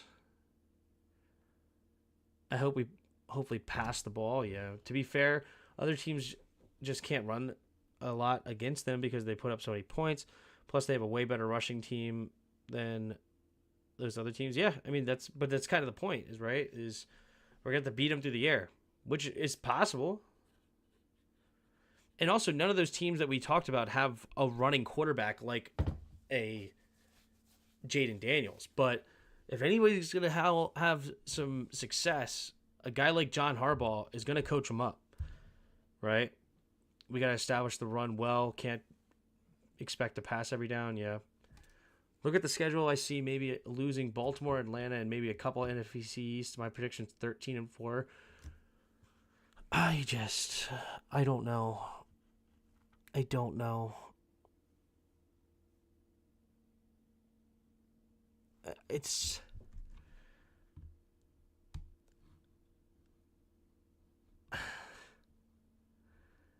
I'll say this.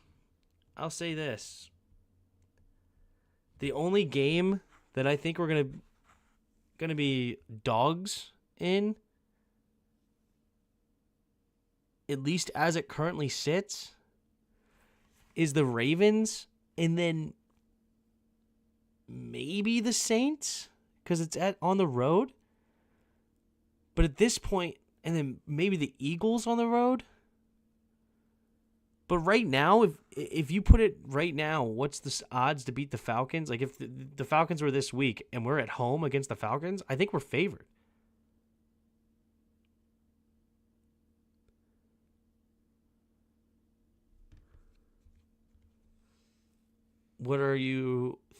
What you think points wise? I think it's going to be a shootout. And it's going to be a matter of, like, I could see, I think it's my prediction is almost like 38-27 either way. I can imagine the winner. I think the winner gets 38 and the loser gets 26. And I can see it happening either direction. They can beat anybody. They can beat anybody. The Falcons are better than the Saints. I mean, that's fine, but only reason I'm saying is maybe the Saints because the Saints are at home. So we're going on the road. Right?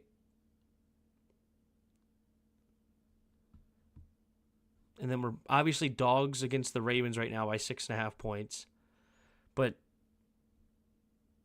we're going to be favored against the Panthers. We should be favored against the Bears, favored against the Giants.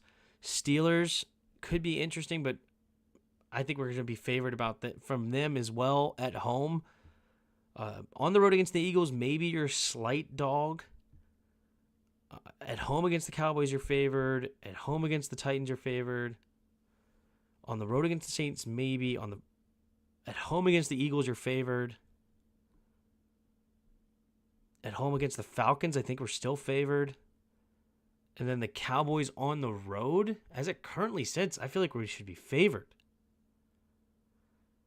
So that being said, if 1, 2, 3 more games of potential dogs, right? Saints, Eagles, and Ravens, in my opinion. So if that's said, 13-4 is potentially fair, which is insane. It's insane. Like, if you predicted us going 13-4, you didn't know anything. You're just a homer. Nobody predicted 13-4. And it's all because Jaden Daniels is a freak. The dude's a beast.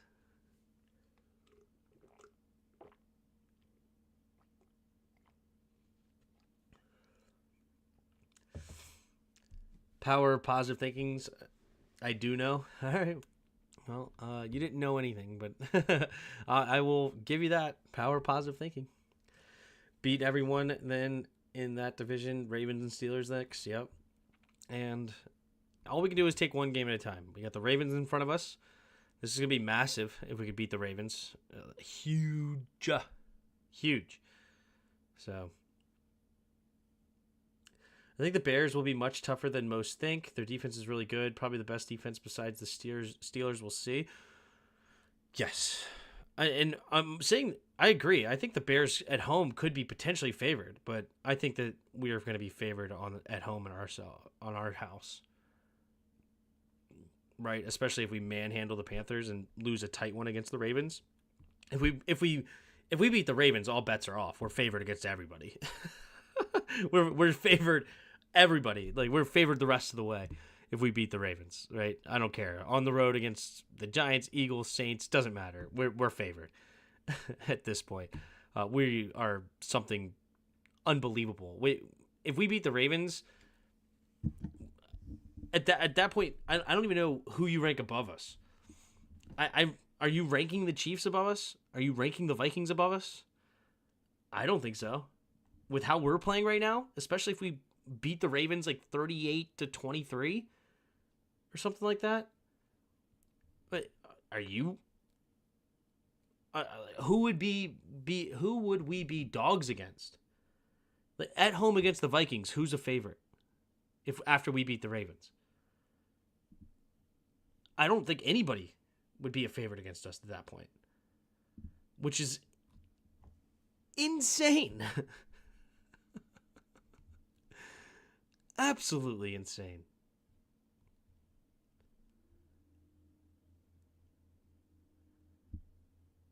Yeah, that's going to be an interesting game. We'll see what Jaden and Caleb are at. Yep. Bears will have better receivers than any team we will face. Bears can smoke us if our secondary doesn't keep improving. Yeah. Along with great pickups during the offseason as well. Yep. I'm positive we will play the Ravens. Fair, bod. But all right, awesome. Well, that is a wrap. I don't think there's anything really here to see. Backups are in at this point. We destroyed them. 34-13. We gave up a bogus touchdown in the fourth. That's pretty much it. Man. Yeah, of course, every time you go through film, every time, you're going to find something, even from the best that missed. So Jaden missed a few things, of course, but Jaden had an incredible day, right? I wish he threw that touchdown to Terry instead of that interception. That's probably really the only one that if if I could only choose one play to take back, I'd probably take that one back. But outside of that, he played really, really good. I mean, his completion percentage was down from normal, 14 of 25. I'd like to see that go back up, but yeah. Hey, did you all catch the mic'd up episode with us? I did not. Best wide receiver group we face is Tampa. Keenan Allen is washed. DJ Moore is their best wideout. Yeah. I think the best receiving core.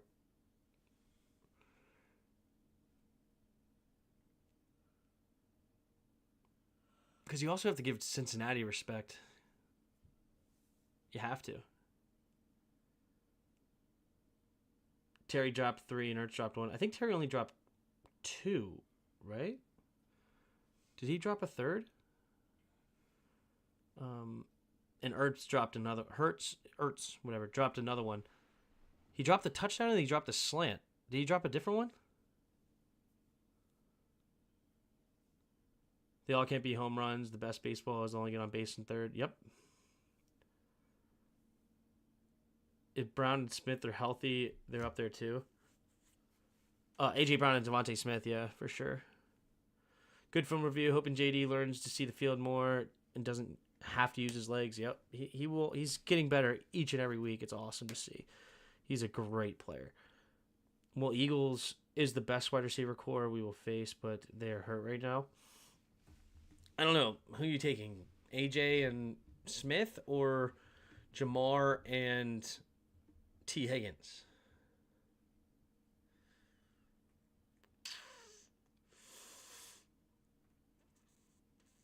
And then you got Mike Evans and Chris Godwin, which is super dangerous as well. And then Keenan Allen, DJ Moore, and Roma Dunze is really good. Yeah, I don't know. Atlanta, they're not as good. Anyway. Yeah, anyway. All right. Well, I appreciate you guys. Thank you for hanging out with me. Hit the like button. Hit the subscribe button if you're new. We're here every Tuesday. And we'll see you tomorrow with the Command Dads. Make sure that we'll get going with... last week I just could not do the Command Dad show. I was exhausted. I had night work and I got off super late. I didn't get home until like 5 o'clock. And I leave for work at 4:30. So I didn't get home until 5 o'clock. And then I had to be back on the job site by 3. And so leave my house at like 1:30 in the morning, 2 o'clock. I had to get some sleep. I had to. Anyway, awesome. I will see you guys tomorrow. And then we'll do the Thursday night game. And then we got our Sunday night game. Our Sunday day game for us. And then the Sunday night game. But anyway, perfect. All the good stuffs. And I will see you guys next time. And until next time. See you.